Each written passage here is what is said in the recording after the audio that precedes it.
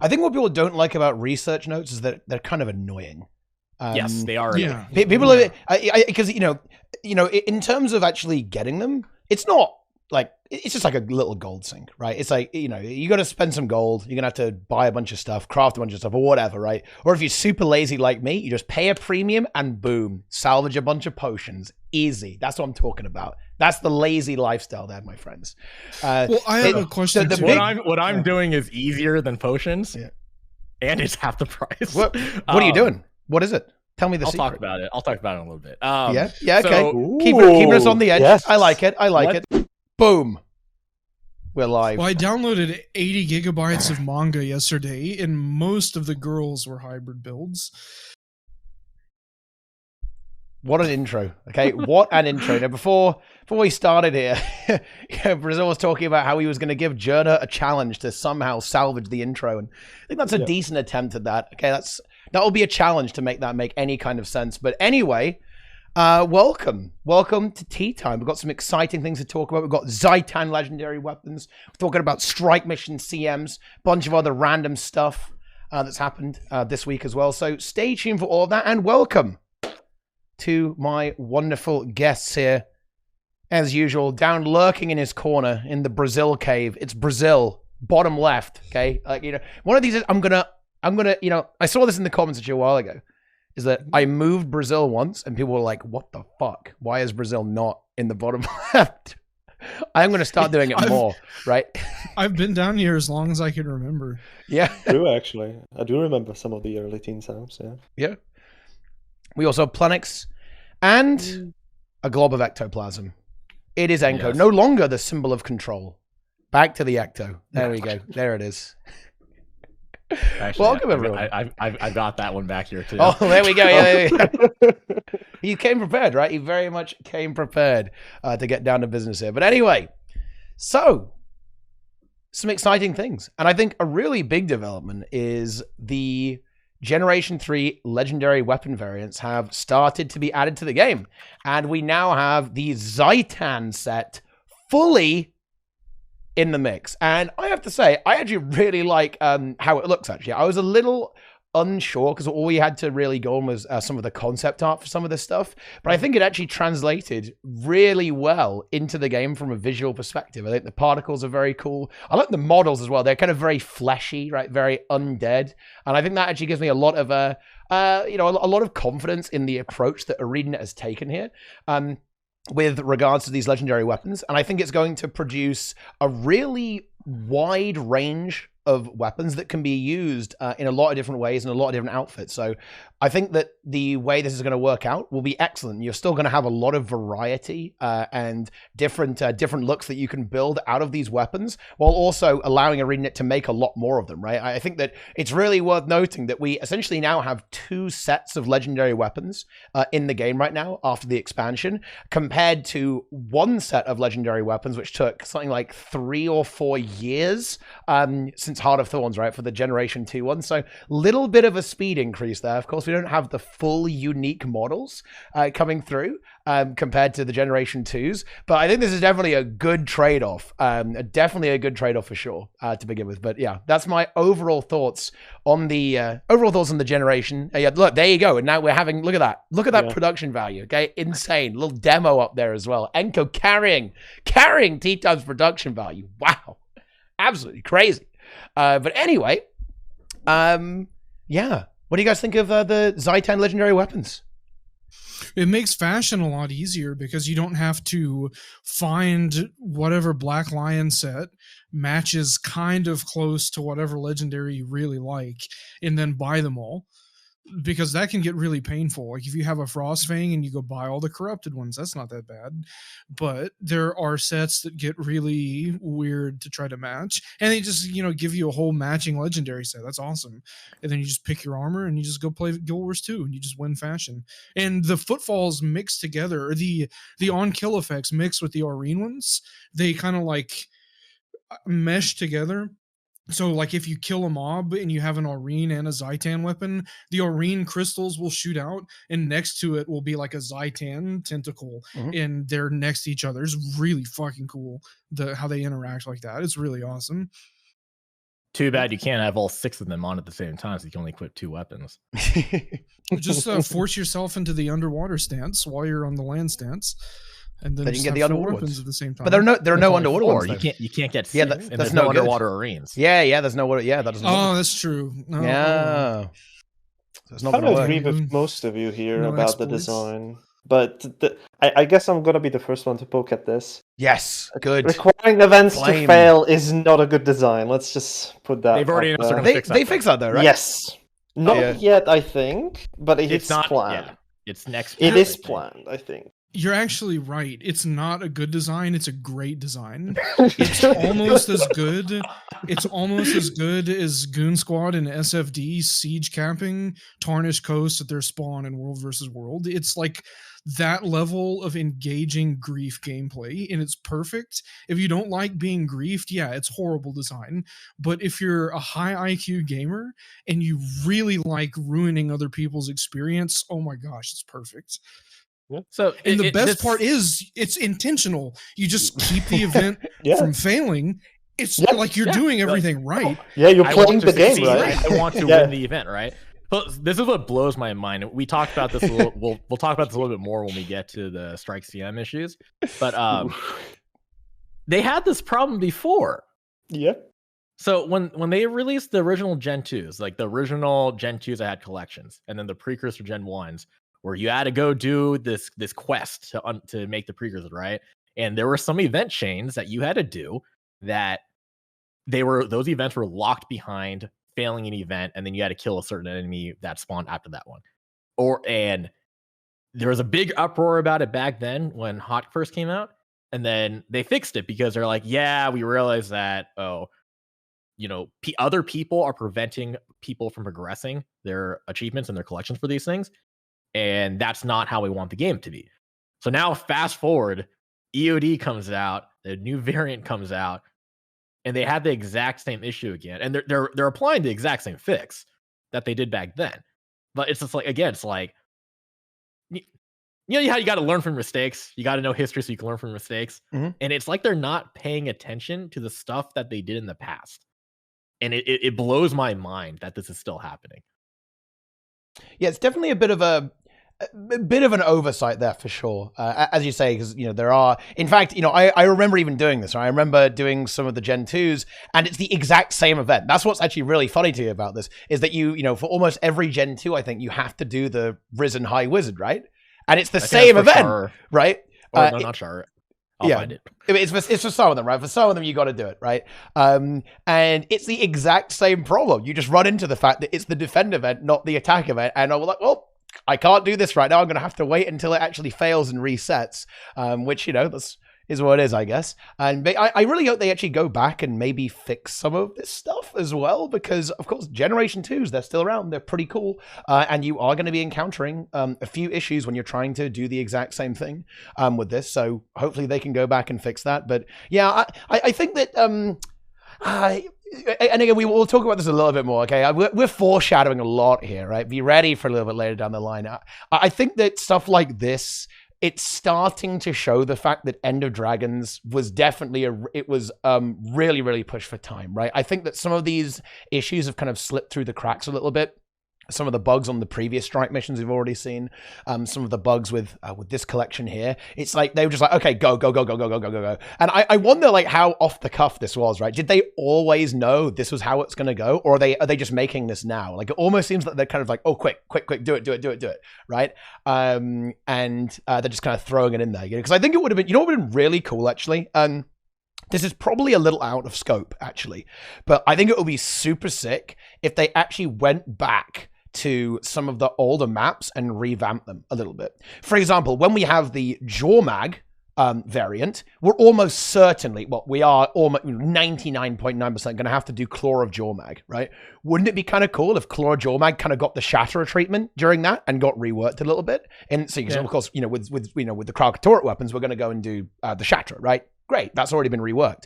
Wouldn't it be cool if Claw Jawmag got like its own set of achievements, right? It was like a reworked world boss, all that kind of stuff. Pretty sick. And if you did the same thing for the Ore temples, I don't know about you guys, and maybe this is just nostalgia speaking, but I just remember doing like Risen Priest of Balthazar in particular, like fresh level 80, right? Like just got to ore and like everyone's just dying to it. Everyone's getting wrecked by these mega AoEs.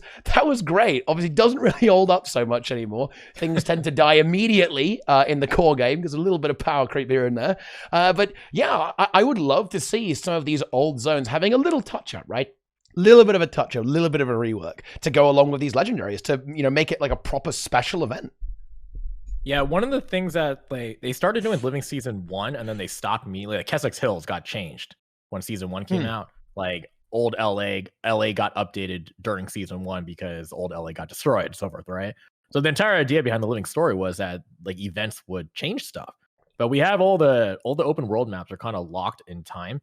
And it would have been interesting if they had at least like every expansion, they moved the clock forward for all the maps. So HOT comes out, everything gets updated to the HOD timeline.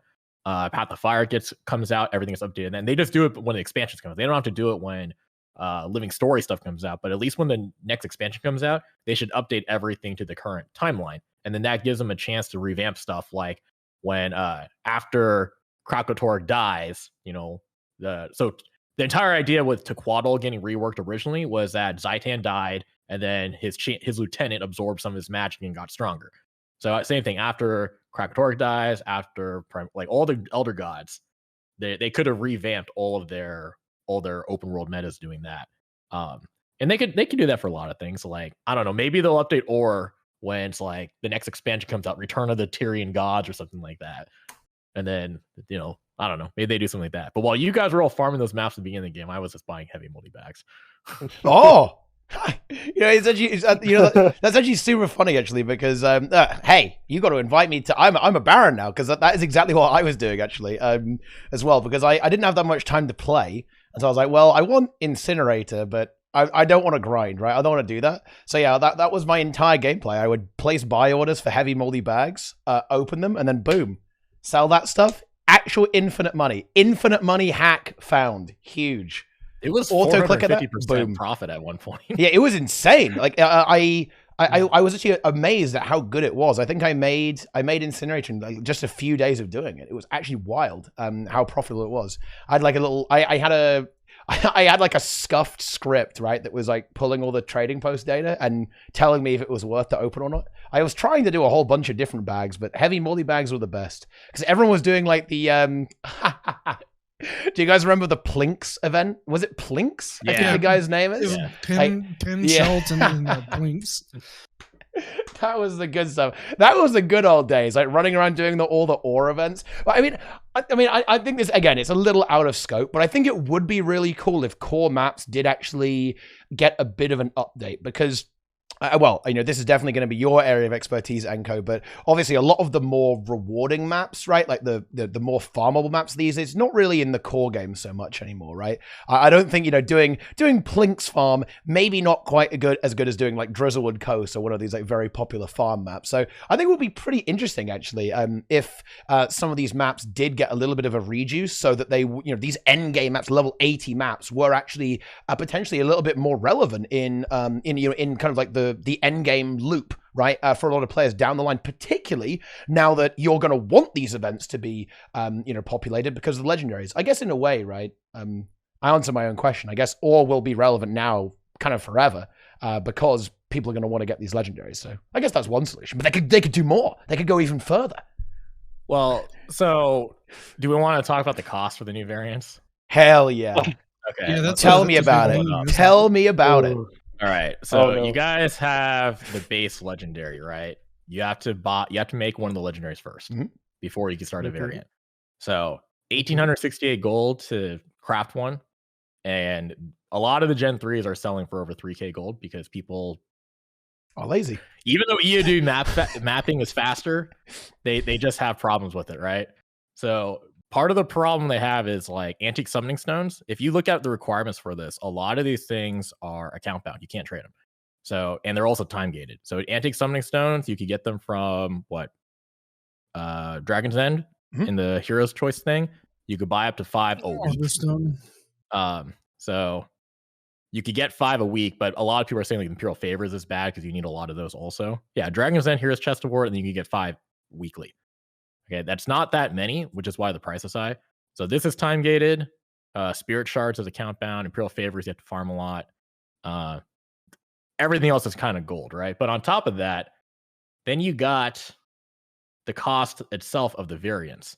So somebody came up with it. Actually, let me go back to that one. Someone came up to it where he tallied. Someone made a post about this is what you need for one variant, and then he made a post down here of like how much it would cost per. So he has it 350 gold for it. It's kind of hard to see because I have it. Let me turn this off. 350 gold for one, and then 2100 gold. I kind of just set up another calculation on it on Excel so I could track it like with live data. I also included spirit shard cost because I value spirit shards at a gold 17 right now, which he doesn't calculate. But yeah, 375 for one. If you go down for all 16 for like you need 96 of them now, it's 36,000 gold for like a full set for all 6 sets for 16 weapons each. It's a long-term grind, right? Yeah, and if you guys actually look, well, this is including spirit shards though. So the biggest expense right here is spirit shards.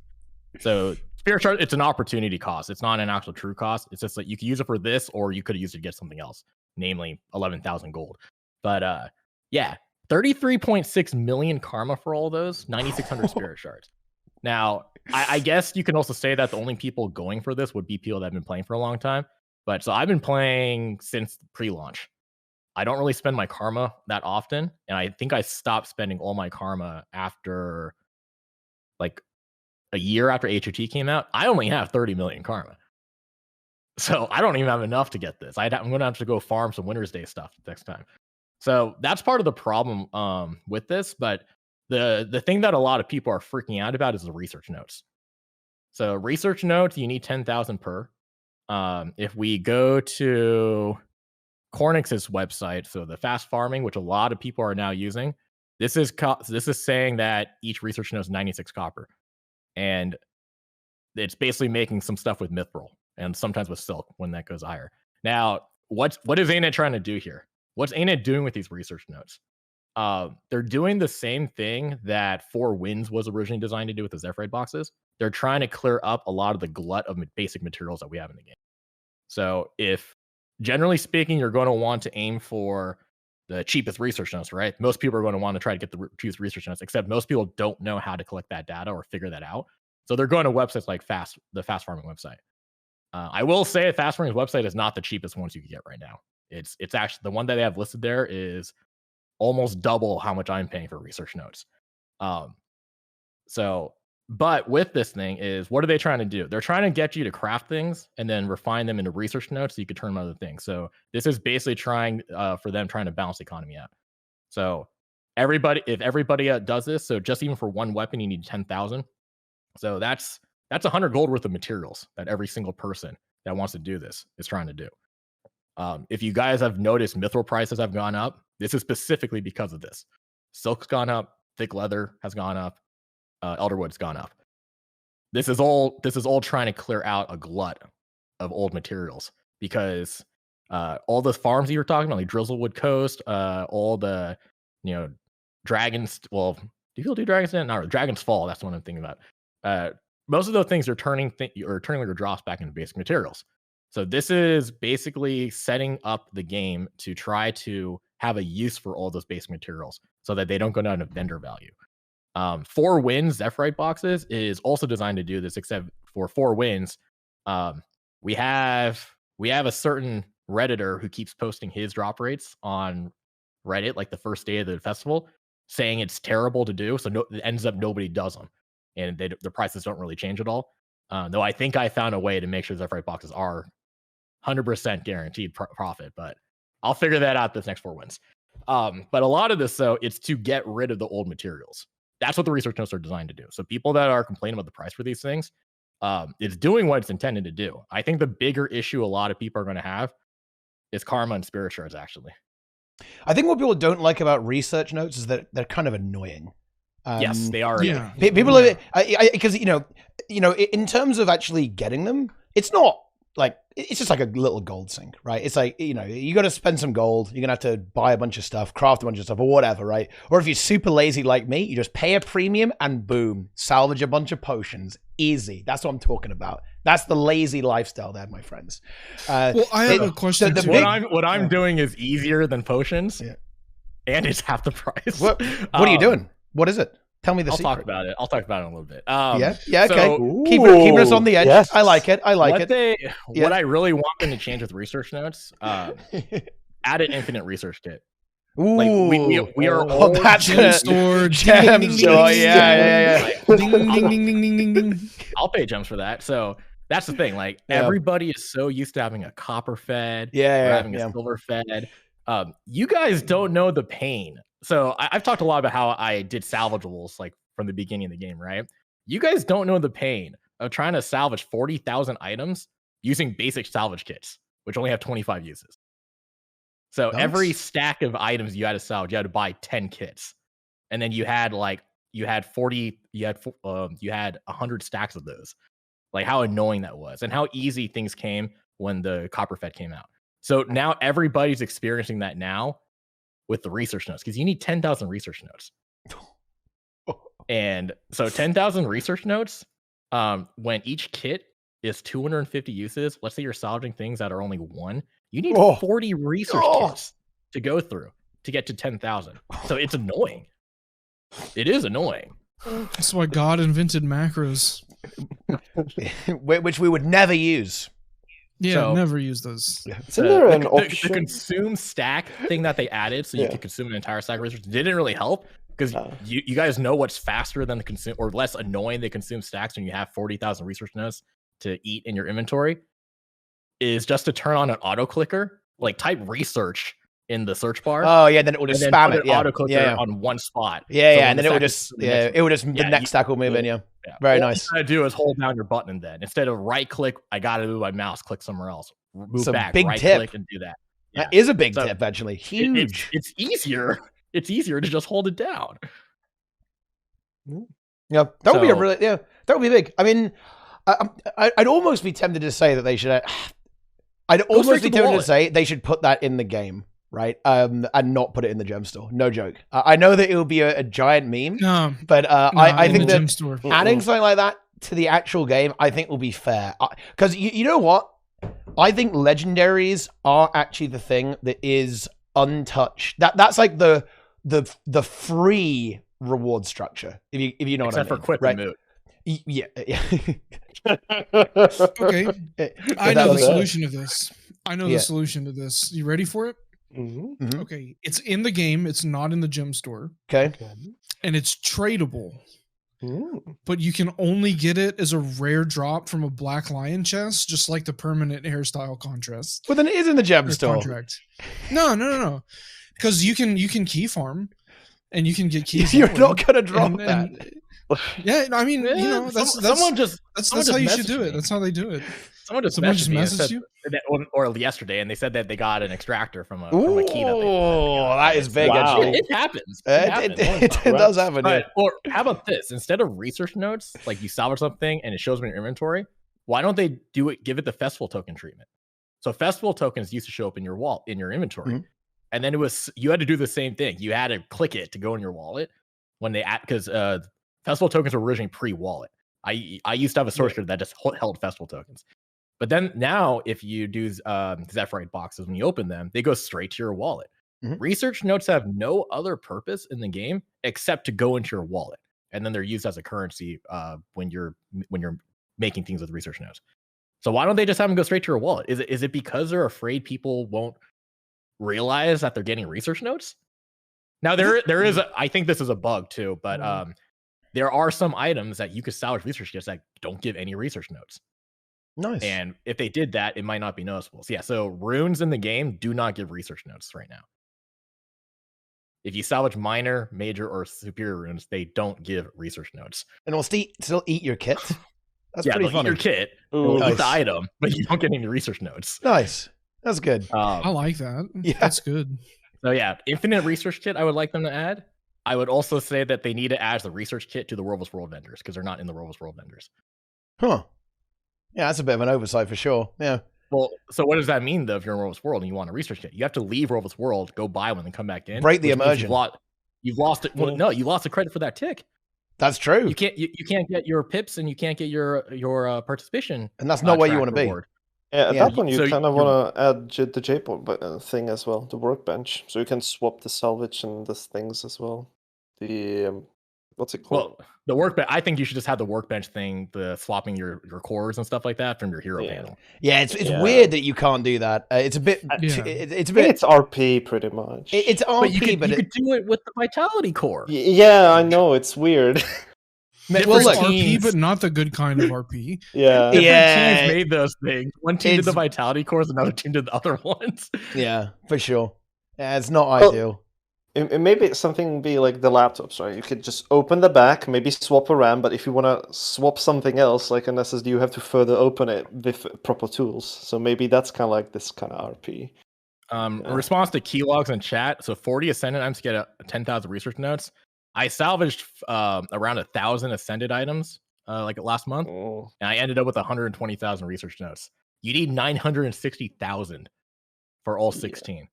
And yeah, so I've already made back, like, what am I at right now? Wait, 960,000? Yeah, for 96 variants. Sets or 6 weapon sets. Yeah, you need 960,000. Assuming they're all same as well. Although, assuming they're all the same. To be fair, there actually has been a few comments on the subreddit from ArenaNet Grouch specifically saying that they are looking at the cost of some of this stuff. Oh no, right? no, To be fair, that's wrong. So okay. No, you can't say we're looking at it. You have to say, yeah, we fucked up. We're going to do something about this. That's the correct response. That's the response you say. The current cost right now for one weapon is not that bad. So I think what they're assuming that most people are only going to get 1 or 2. Oh, like, for sure. How many people in the game are going to have more than 3 of the Gen 3s? How many people in the game are getting 16 of them? Right? And then they're also going for every skin. I mean, I'm going for like 41 Gen 3s because I'm trying to max out the freaking armory because of their design choices that you can unlock 4 of every, like you can unlock 4 swords for each one, right? So I'm going to max it out even though it gives me nothing. But how many people are going to be doing that? How many people are actually, like, I only know of 2 people that have all 16, actually only 1 that has all 16 Gen 3s right now. Like, I'm planning on making them, but I also started like a month late. So, but so this full cost that we're looking at when we go down to here for the 96 weapons you need for the 36,000, how many people are actually going to be going for that? Most people are probably just going to go for what let's say 3, right? Yeah. I would say like if 1 is this. So 1's 376 gold if you buy everything. So that includes 117 gold for the spirit charts, which most people won't consider that at this value. So if we actually let's just zero this one out for now. So 260 gold for a skin, right? Most people aren't going to like that's obtainable by most people. So even if you're going for like 3, or actually let's go with 6 variants. So you got 1 Gen 3, and then you're going to get every variant for that skin, right? So you're going to get 6. So even with just 6. That's still 2,200 gold, and that's going to be spread out. Like, we're probably getting a variant every 2 months, maybe every 3 months, approximately. Yeah. Okay, so all 6 of them will take a year and a half.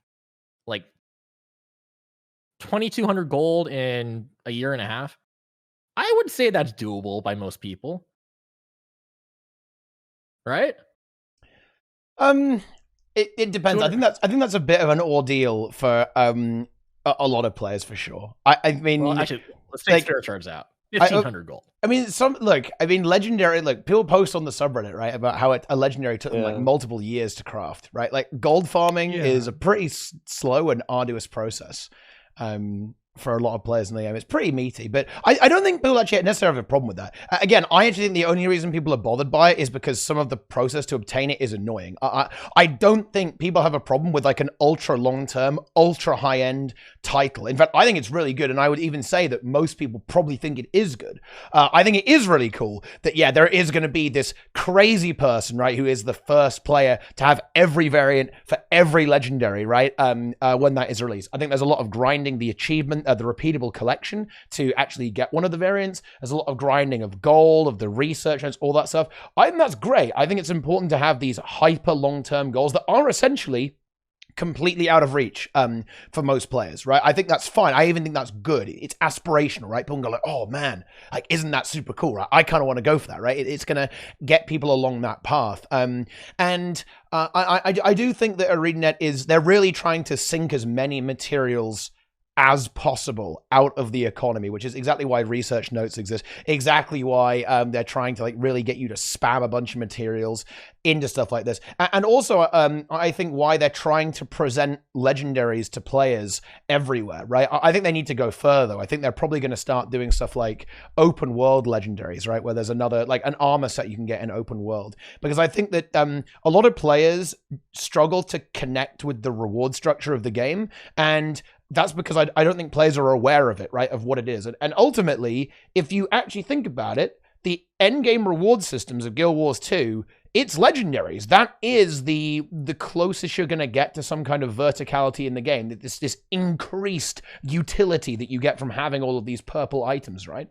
In addition to the cosmetic effects. I think that ArenaNet wants to very much present newer players with these concepts and get them on the path, right? Like hit them in open world, get people making these Gen 3s, get people making the variants and continuously adding more like legendary adventures for players to go on, for sure. Yeah, so as I mentioned earlier, the research notes and Zephyrite boxes kind of also.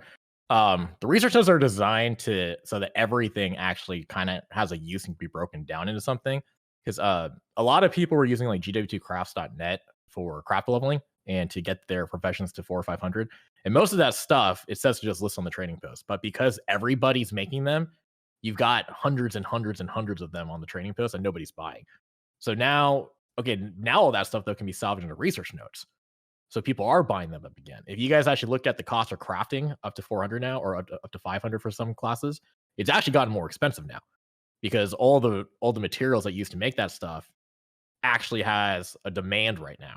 So I mentioned before how like basic materials are going up in price. Actually, let's just go to BLTC.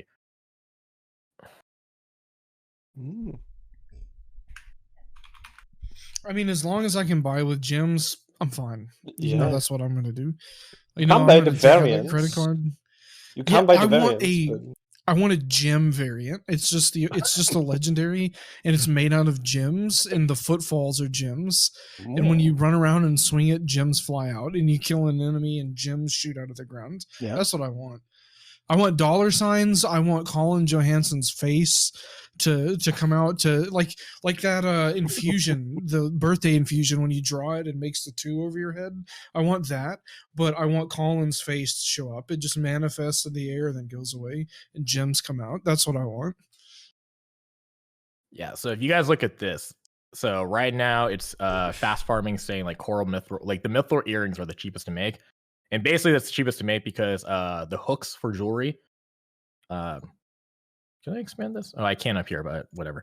The hooks that you make for jewelry are cheaper to make than the amulets and the thing for the rings, or the bands for the rings. So if you guys look on the GWPLDC, what do you see right here that's gone up in price a lot? Ruby mithril earrings. Somebody followed this and just kept crafting it, and you could sell that for $19.99 now. If somebody went in here, it's probably because somebody saw it was on here as one of the cheaper ones to make. Instead of making it, what do?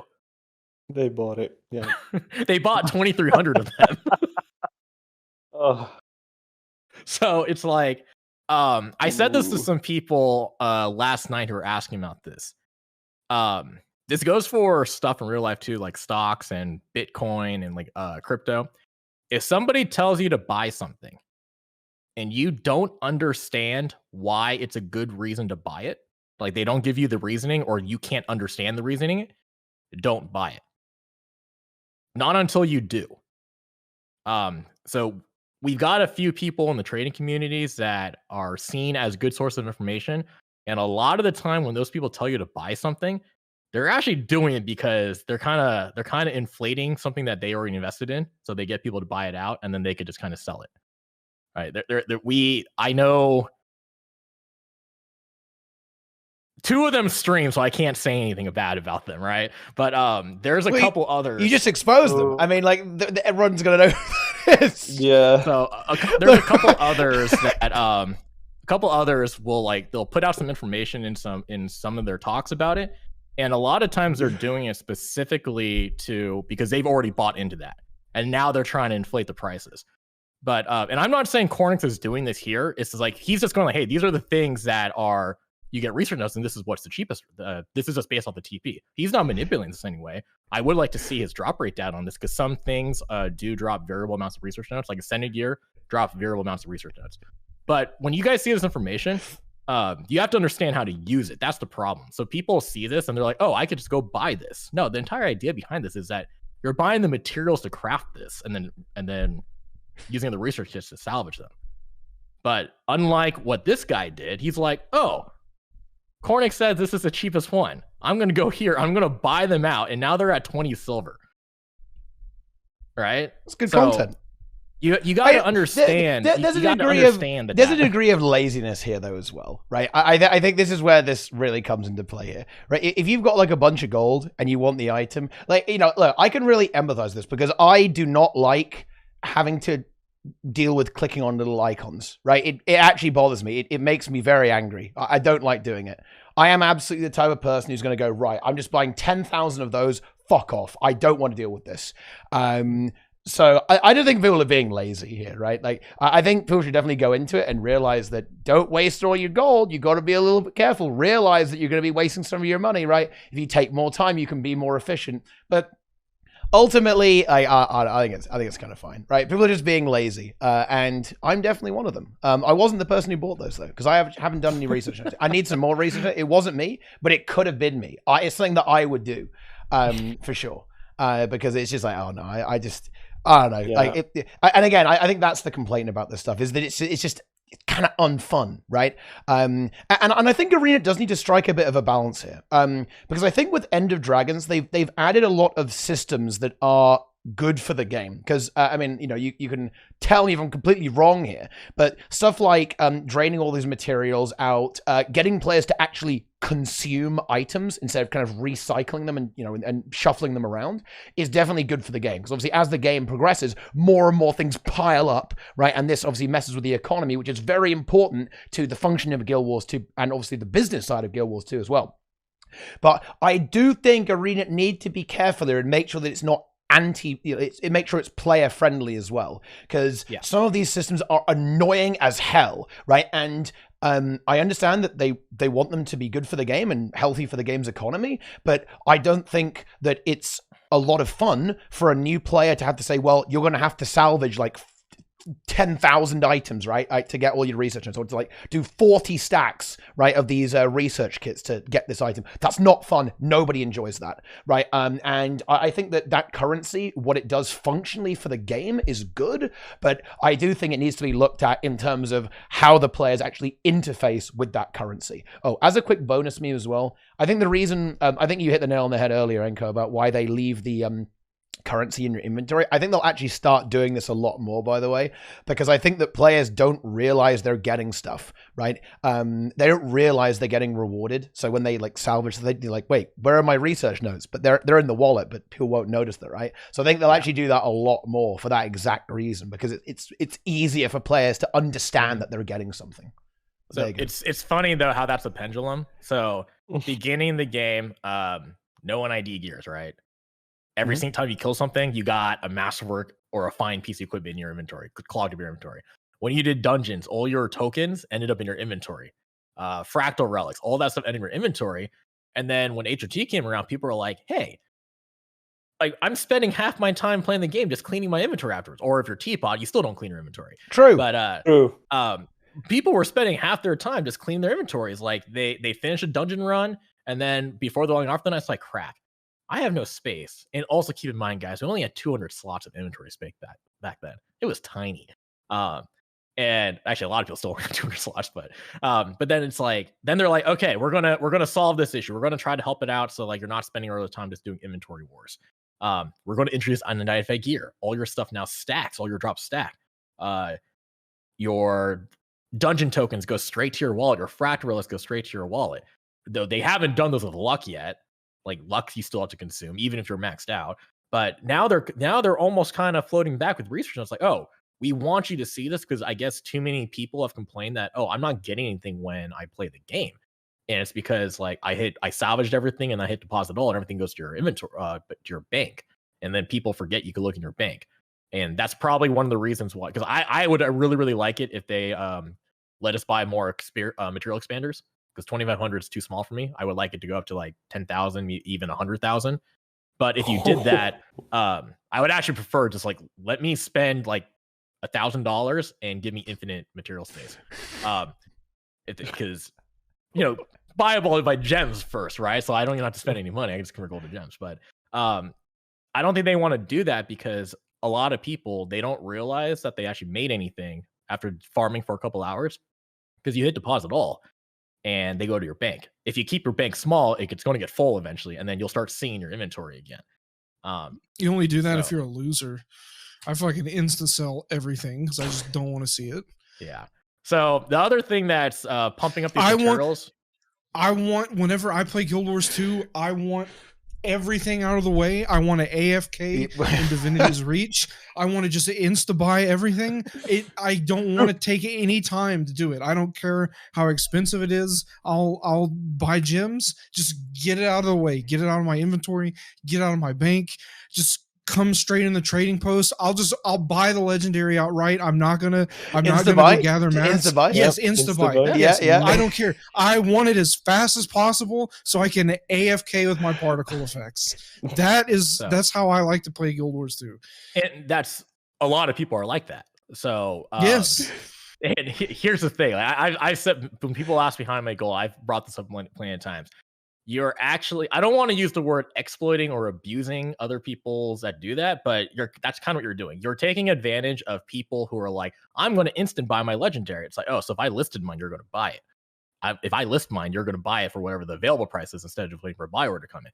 By the way, Brazil, I've got 6 legendaries on the trading post that you could buy if you want. Just hit that buy. I'll just RMT them from you. Can you unban me from Overflow? Because I tried to RMT from Guild MM and it didn't work out too well. All right, so Overflow, I am not a mod on there. I'm a middleman. I'm not a mod.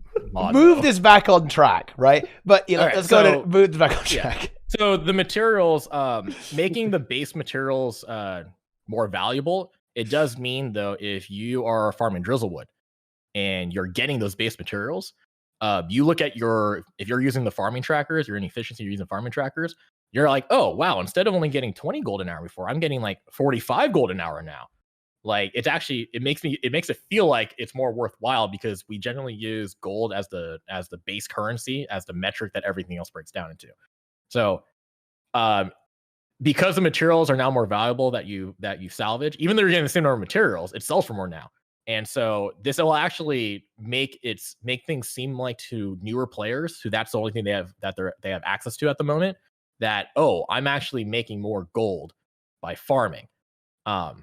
So when you're talking about 10,000 research notes, okay, if you're working on a Gen 3, a variant, that means you already have a Gen 3, right? Most players don't have one yet. They're working towards it.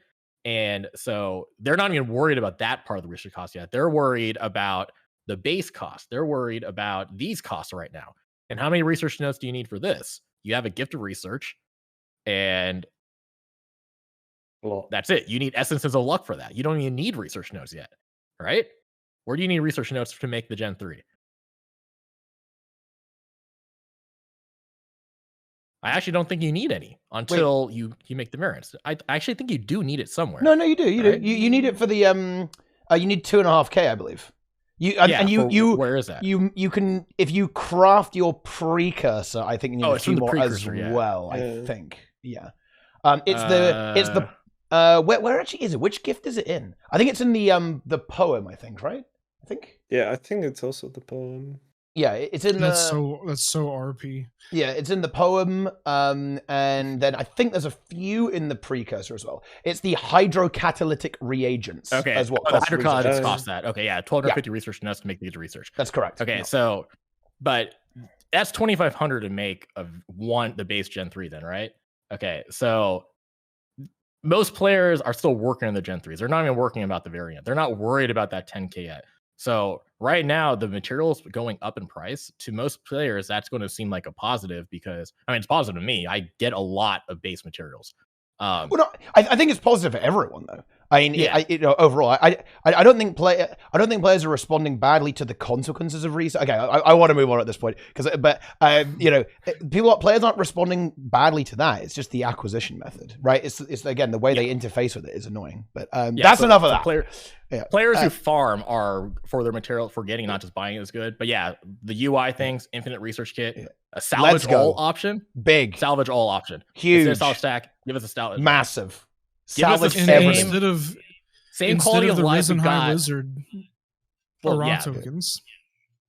Well, then you have to do dungeons. People are going to like that. I actually thought you should have had to do the dungeon. Yeah, I agree. But 100%. Just the research kits themselves, give us the same benefits we got with the salvage-o-matics. Make a research salvage-o-matic.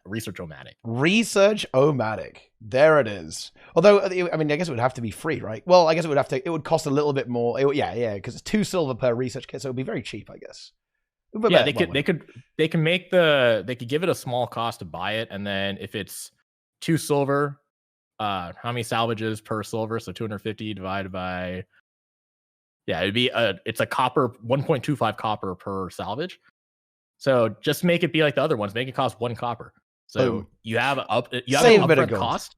Yeah, you have an upfront cost, and then you'll eventually make that back after you salvage a ton of stuff, just like the copper fed and the silver fed. Okay, it costs. This is actually the correct way to do it. Oh, no. It costs 200 gems. Yep. It costs 200 gems. There's no cost to use it, but there's a 1 in 500 chance it breaks, and you have to buy a new one for 200 gems. Why? Why would you do that? See, no, that's good. See, ArenaNet. This guy right here, give me $25,000 a year and a 2 liter of Dr. Pepper. I'll fix your economy. I'll fix your whole game. Boom.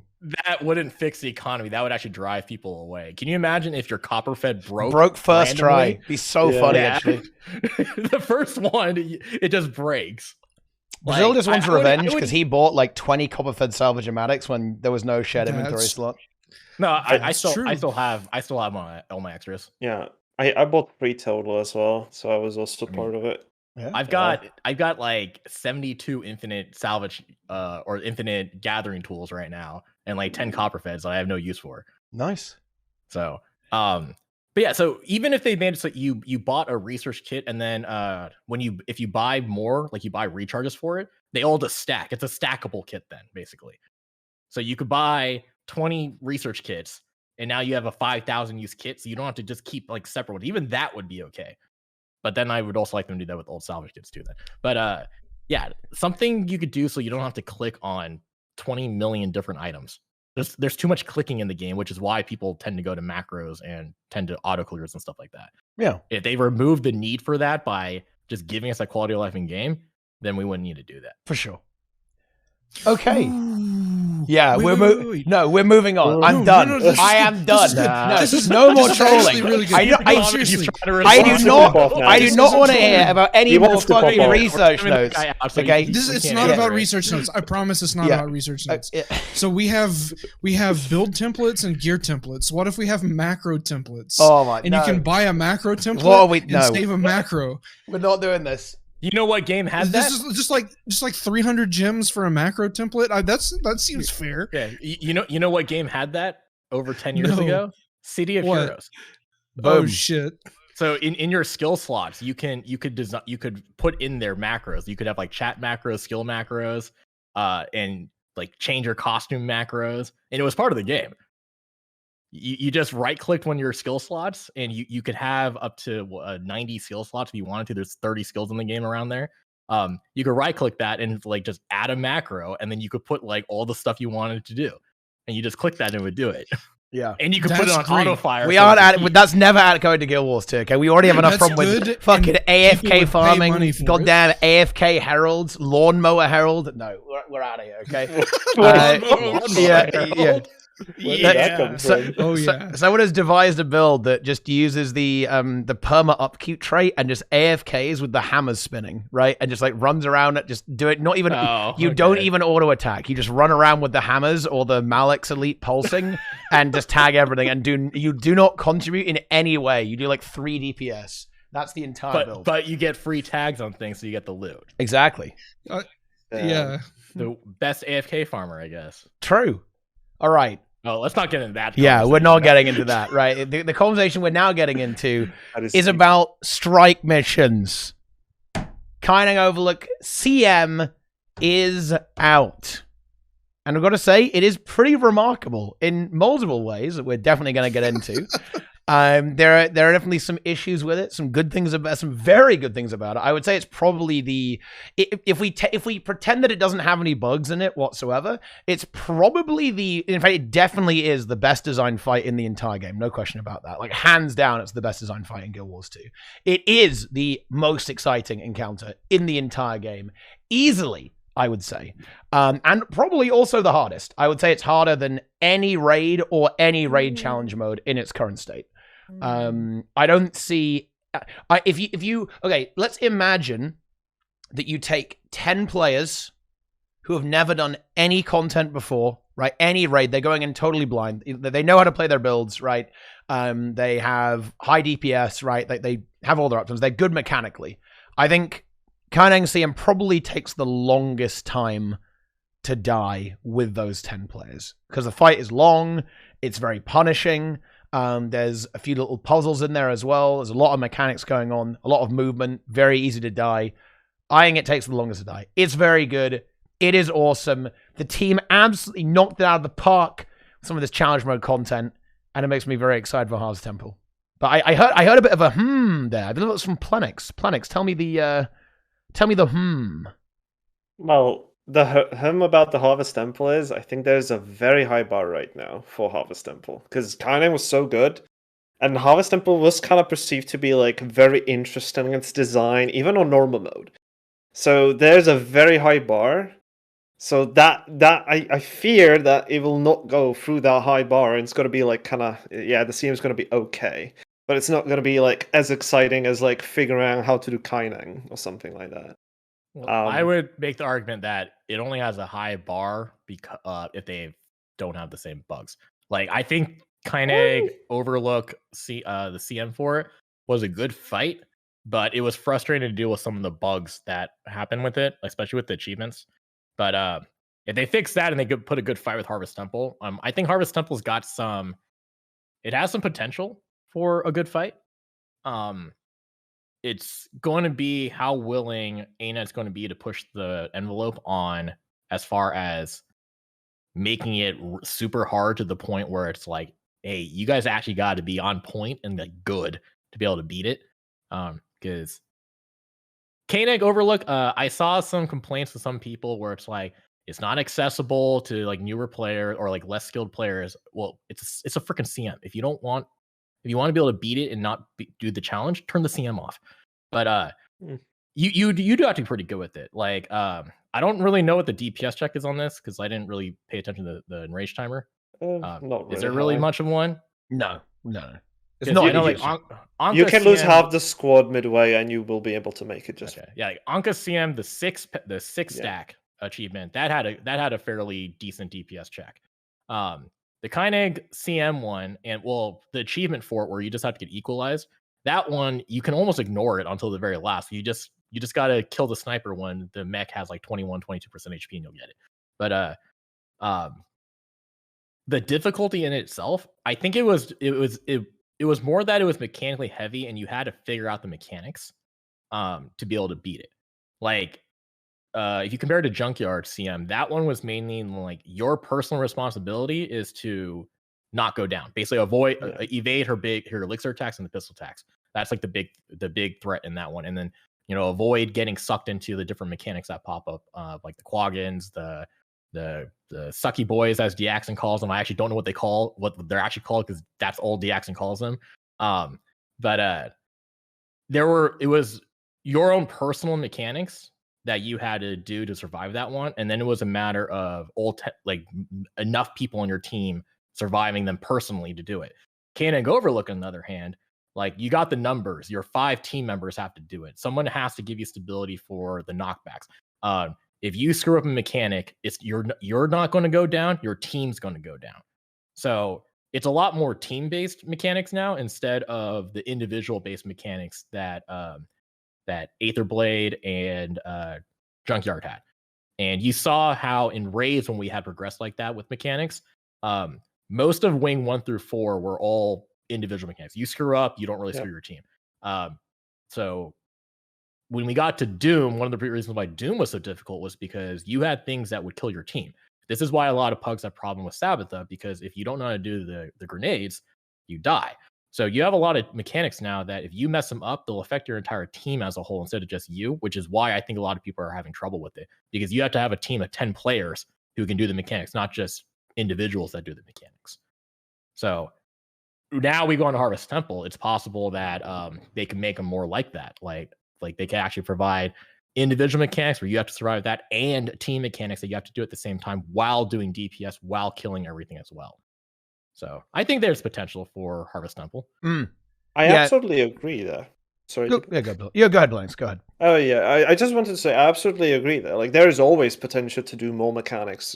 Like I can definitely fill something to go while we have to push the orb, let's say, or something like that. There might be some funny time there, but overall, I kind of like how the direction went with the Kaineng, like more group responsibility, and like if one person makes a mistake, it can actually mean something bad for the whole group. And that is kind of what I really liked about general progression, and not just in Guild Wars, but in other MMOs as well. It kind of makes it both exciting because it's a puzzle, but some people also find it very annoying because they have to, if they make a mistake, that can probably drag the team down, so they then feel bad. Yeah, it just goes down completely different rabbit. But yeah. Yeah, I think oh, yeah, go ahead. Yeah, you can Yeah. It's about time now, Teapot, okay? Yeah, I'm gone. I'm just going to leave. Yeah, I'm just going to leave you guys to it. I just wanted to throw in a little bit and say, even on like Mytrin and Anka and Kaineng Overlook, I think my favorite part about all of them is that a lot of the difficulty is just perceived difficulty because there's a lot of shit visually and it makes you really anxious and it's very scary to look at. Mytrin, the bombs where you go in special action key, it's really easy, but there are these giant red crosses that just scream danger. And the first like 3 pulls, we didn't know what the fuck to do. It was horrifying. And then you figure it out, you solve it. Oh, okay, no big deal. And you just kind of progress through that. Minister Lee on the last phase where you're getting mechanics that overlap with each other. When you get the green circles and the numbers all at the same time, you have to think really quickly. You have to think, oh God, I'm number 1. I can't go in the green circle because if I do, he's going to shoot a laser beam and kill my whole team. I have to hope that number 3, 4, and 5 or whatever will go in. I'm going to run over here. I'm going to trust my team. And if you calm down and you start to recognize the patterns over and over and you get a feel for it and you kind of you work with your nerves a little bit, then the encounter, like you get a lot more clarity towards the encounter. I really love that because they could have just taken the approach where everything's a DPS sponge. You know, like the mechanics just hit harder and they could have just done something like that, but there's a ramp to all the mechanics to where you can do the story mode and you can do the normal mode, you can do the CM, and you can get a feel for how the fight's going to go. I think if I'm completely honest, I think the best part of the whole Kaineng Overlook CM is really simple, and it's just that they took the fence away. Because that's something that it's just completely trivial in the story instance and in normal mode, and you can use it to your advantage. You can run to the edge of the platform and you can just dodge into the fence. On CM, if you try to do that, you're going to go off and then you're just going to die. And I think that's just beautifully simple. I think that's incredible design. Stuff like that, I absolutely just love stuff like that, where you have to kind of unlearn a little bit, even though the core of the encounter is still the same. I really just think it's very well done. Yeah. That definitely comes with experience. The longer you do a fight, the less you're going to start to see like those visual noises, and you're going to focus on what's important. So, hey, I got the bomb at the blade and stuff like that. I now know what to do. Like, yeah, there's giant X there, but I can now call myself because I already know what it does and that move away and do the mechanic correctly. Same with the other CMs. But I think this is a great kind of comparison because I think a lot of the inspiration for the strikes come from like a lot of Final Fantasy.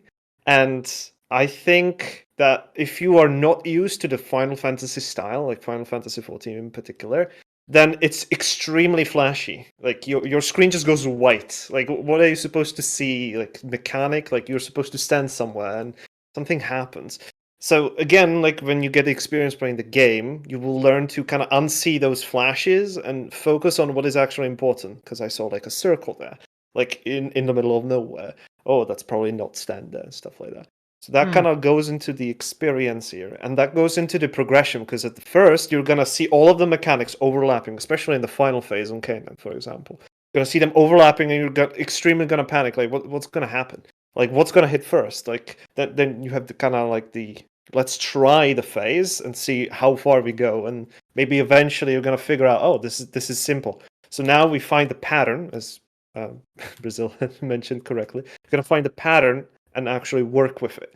Like, hey, this is definitely what's going to happen now. Oh, we didn't meet the DPS check at this moment. That means this mechanic is going to come up next. So we can prepare ahead of that, and we know already what's going to happen, which makes a lot of the design of pretty much since Sunquap Peak, I think it's going to make very streamlined. So you know what's going to happen way before it happens. So all the experienced people can guide also the inexperienced people through that process.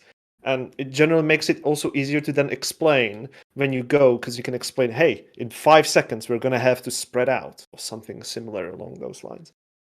Yeah. I would have found it really interesting if the fight, so the fight's pretty scripted, you know, as you said, like you kind of know what's going on. I think one way that they could have increased the difficulty exponentially is if Minister Lee, he did a like of his attacks he does, it's random. So you like the knockback attack, it's like you're going to need more than one person in each subclass ability, because you're going to need one potentially. He does it every single time. And the only way to tell what he's going to do is you have to look at his character and see what his animation's doing. So Guild Wars 1, like you could tell what the mobs were doing because you had the skill bar cast on them. You could see what they were doing.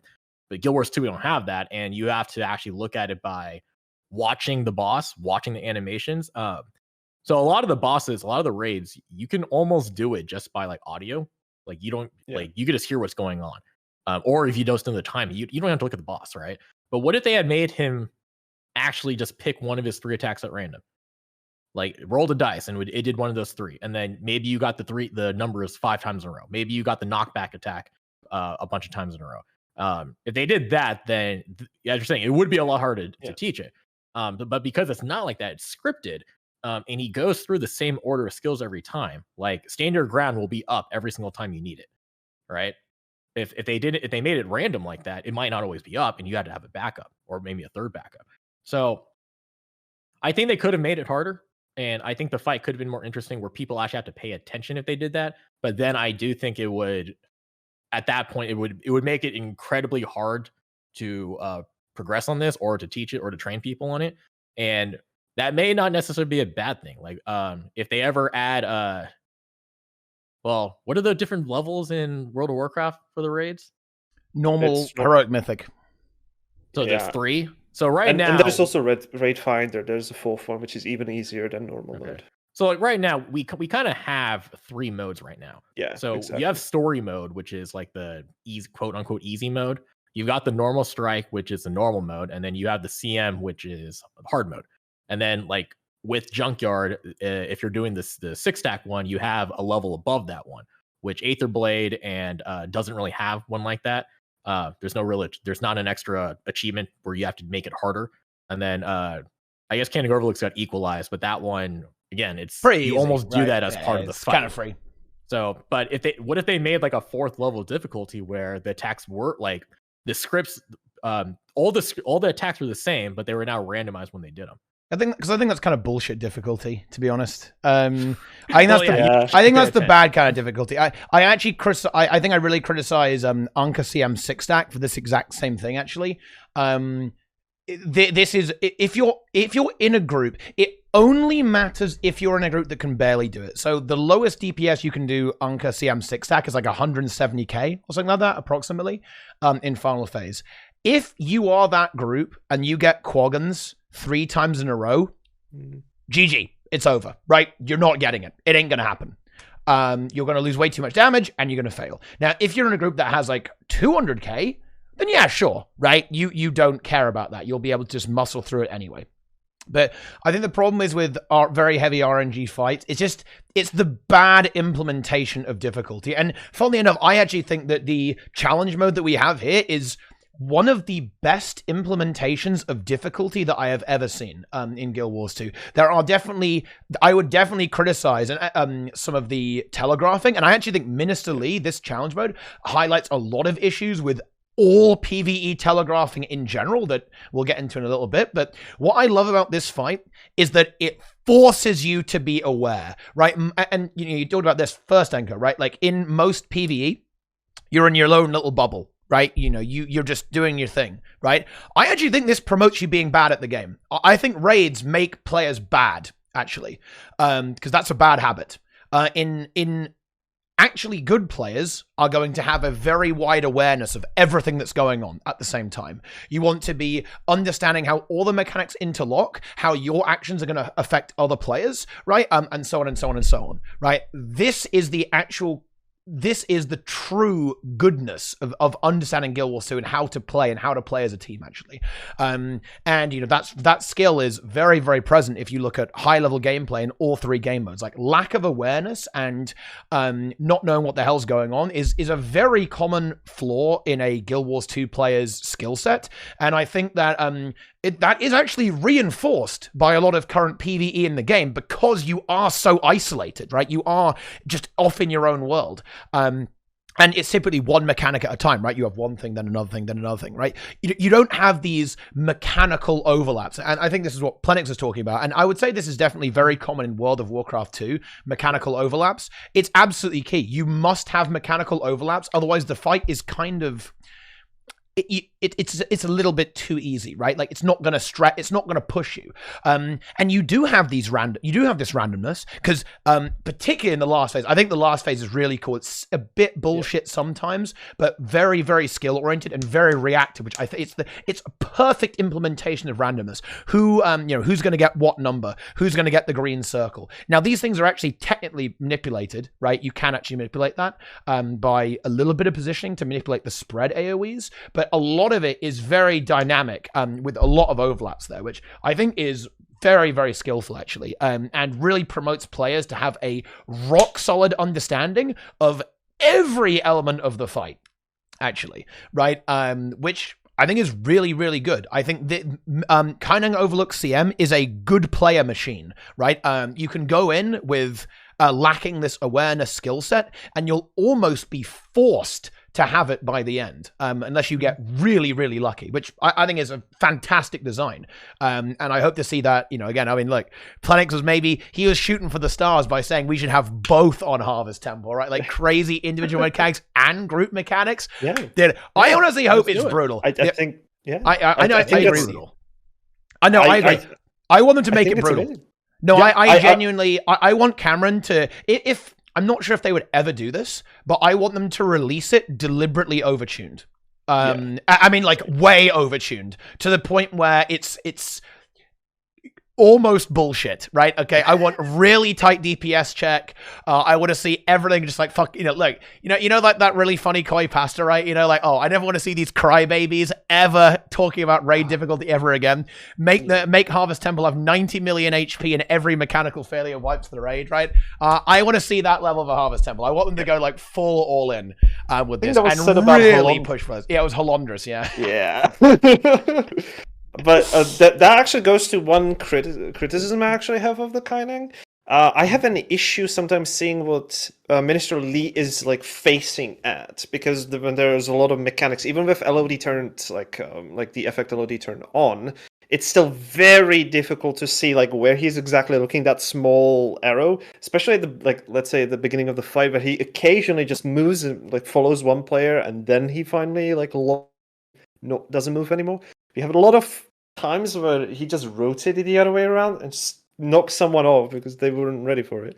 The only kind of like counterplay to that was to like look a little bit from top and actually look it, because I can actually see it way better that way, which is kind of weird.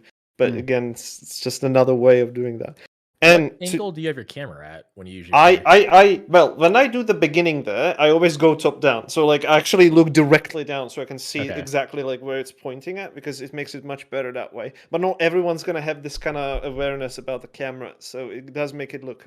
It is very difficult to kind of explain sometimes. How do you normally play? I mean, like, do you usually play like looking straight through the back of your character? Do you play in first person? Do you play in kind of isometric at an angle like downwards from behind? I usually first person action cam. Yeah, I usually go between 45 and 60, but sometimes I go like directly top down if it's like a mechanic where I need to position exactly, which there are not really that many mechanics in the game about that. Yeah, I mean, so some of that's like with mechanics of a player. So I mean, people kind of meme about people that keyboard turn and stuff like that. Though sometimes I do that, but a lot of times I use my mouse. Well, sometimes I'll stray, sometimes I use my mouse. So it's kind of a combination of all that and moving the camera around too. So a lot of that is just how you manipulate the game to be able to see everything, and whatever works best for you. So if you had to go up, like almost looking straight down to see that, that may just be something that people have to do to be able to view things. And there are a lot of players that like they refuse to change anything with how they're viewing the game and just expecting the game to cater to how their play style is. Sometimes you're going to run into content where you may need to adjust how you play and go outside your comfort zone to be able to handle some mechanics like that. And I don't think that's a problem. I think that's more of a problem that some people just don't want to change. I saw someone in chat go, it's like they don't like the content since Cameron's come out. It's just like sometimes it's pushing out your comfort zone, and it's challenging you a little bit. And if you don't like it, well, what's forcing you to do it? Well, some people say achievements if they're achievement hunting and other things. Then you have to learn how to do the content. Well, yeah, but then again, you're pushing yourself through content you don't want to do, so you're kind of building up this kind of anger towards this kind of design in the future as well. So you're going to be more aware of those kind of issues. But pop off, Brazil, go. What is forcing you to get those achievements, though? What's forcing you to get those achievements? Imagine having a goal that you really want and having to do something along the way that you just don't want to do. That's awful. Like, real life doesn't have that. Why would my video game have that? Video games are fun. How many people want to do work? How many people would rather, like, I want to have $100,000 to live off of every month, but I don't want to work. Well, actually, we have a lot of that in America right now. But it's just like, there's things you're going to have to do. And maybe necessarily in a game, you're like, hey, I shouldn't have to do things I don't want to do because we play games for fun, right? Like, we're not doing this as a life chore. It's not a necessity to do this. So when I'm playing the game, like, so I see your point in that, but there's going to be hard content that it's going to be difficult and challenging to get that done. Like, that's part of it. And again, nothing's making you get it. Nothing is making you get that achievement. You don't have to get it though, right? Well, I think there's some legitimate criticism here. And it was kind of what I was alluding to earlier. In my mind, there are two key issues here. And this one is probably a little bit unique to Kaineng. The first one is Mirsley is very, very small, right? There's a huge clusterfuck of effects, right? If his character model was twice the size, it's no longer a big deal, right? Done. Easy, right? The second issue, and I think this actually applies to all PvE and will continue to actually be a problem down the line unless ArenaNet actually takes steps to fix this. I think sometimes when you're dealing with a mechanical overlap, it can be very difficult to determine which mechanics are actually affecting you, right? Because a bunch of AoEs are going to spawn, a green circle and a bunch of spread circles, maybe numbers as well, and you're going to go, what do I have, right? You're going to try and jiggle around and be like, wait, do I have the green? Does someone else have the green? Right? Have I got the spread? Have I got the number? Right? And yeah, sure, you've got the orange glowy thing going on there. You've got, you can move around to see what AoE you have. But I think it's not immediately apparent what mechanic is actually affecting you, right? Which one that you have. So you have to, there's this kind of, this period where you're going to have to jiggle around and look at the game to figure out what's affecting you directly, or look at your buff bar maybe. I think this is extremely poorly telegraphed in the game. The obvious solution is to let players simply customize their buff bar. And by the way, this is actually, I'm very serious about this to an extent.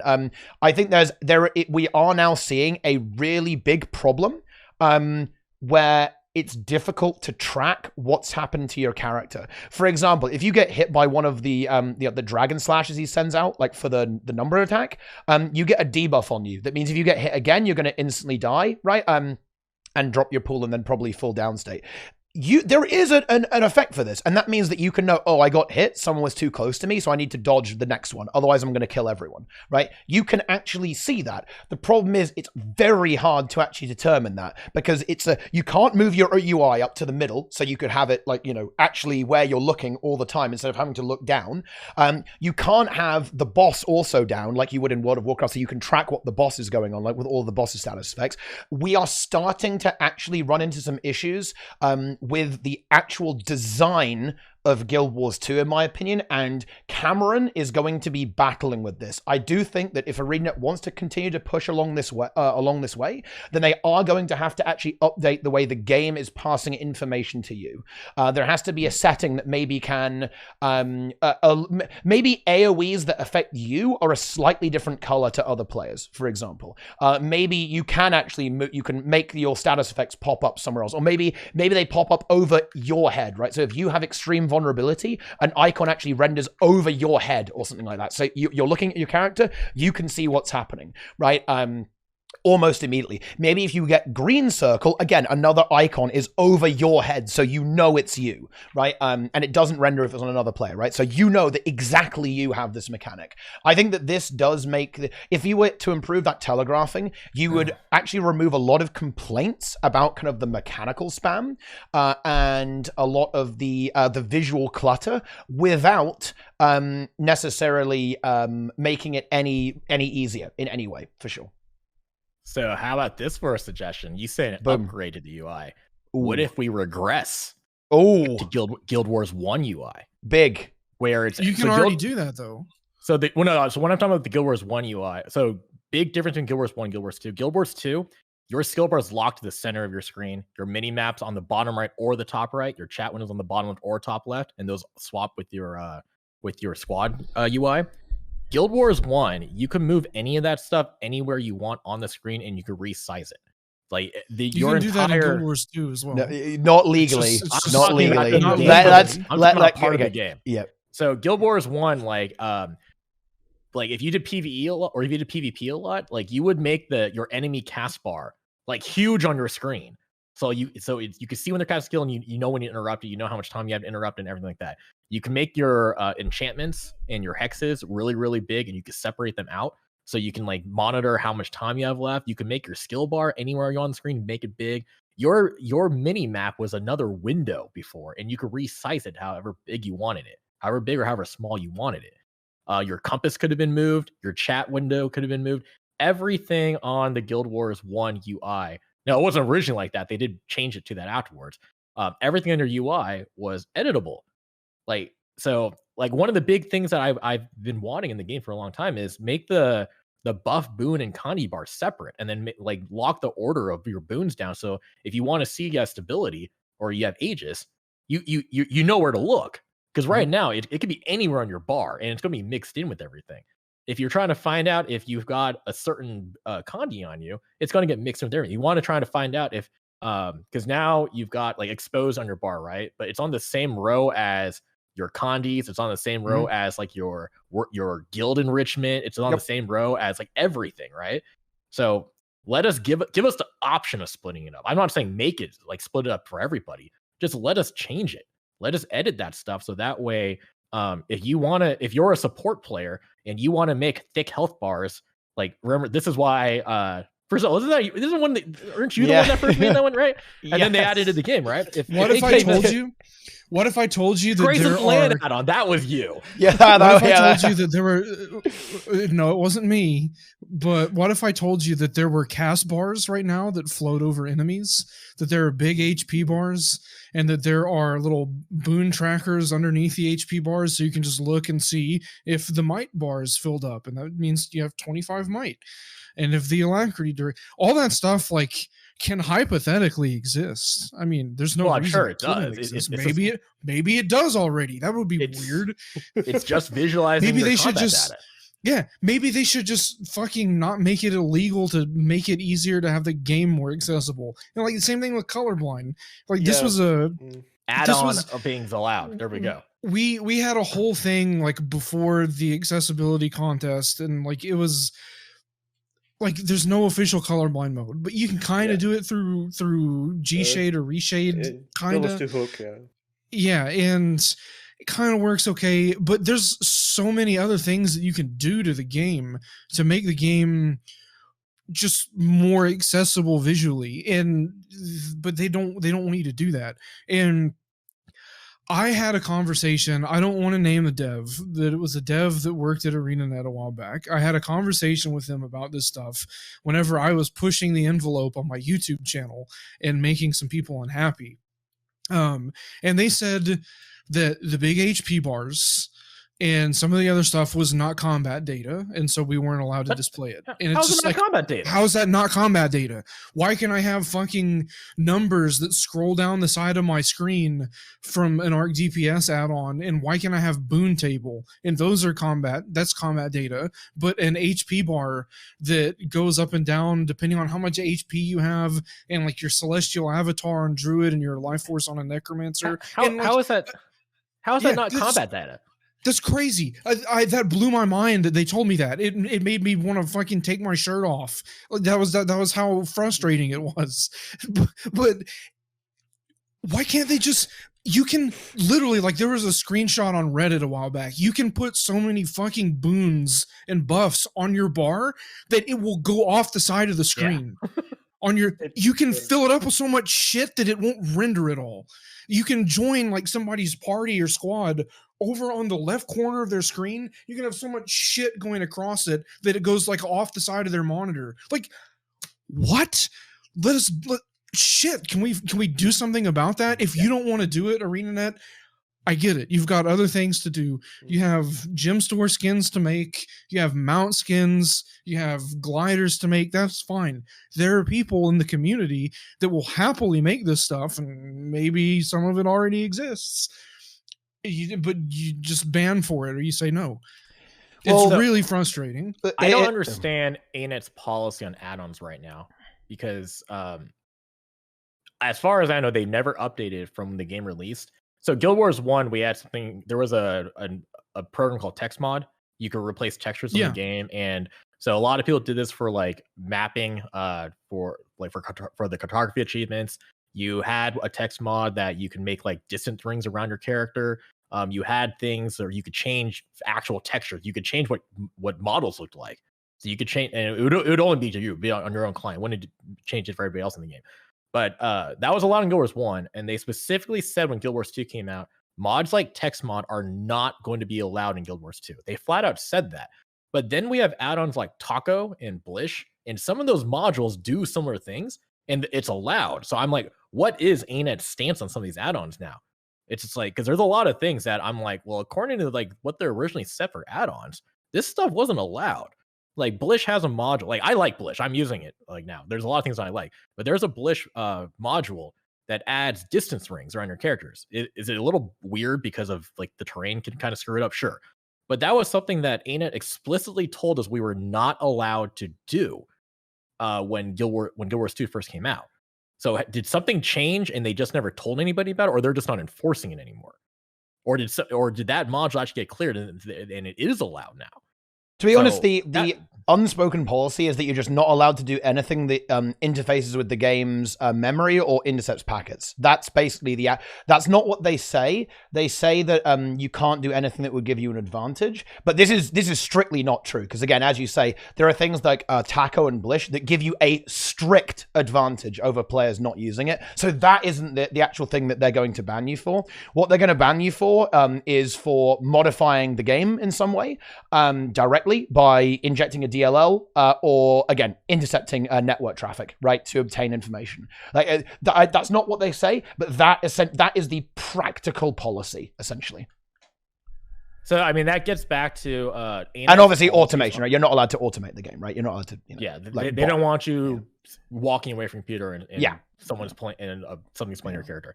But this goes back to ANET's a lot of their policies are like, I don't know if this is intentional or it's just that they don't understand that this is what they're doing.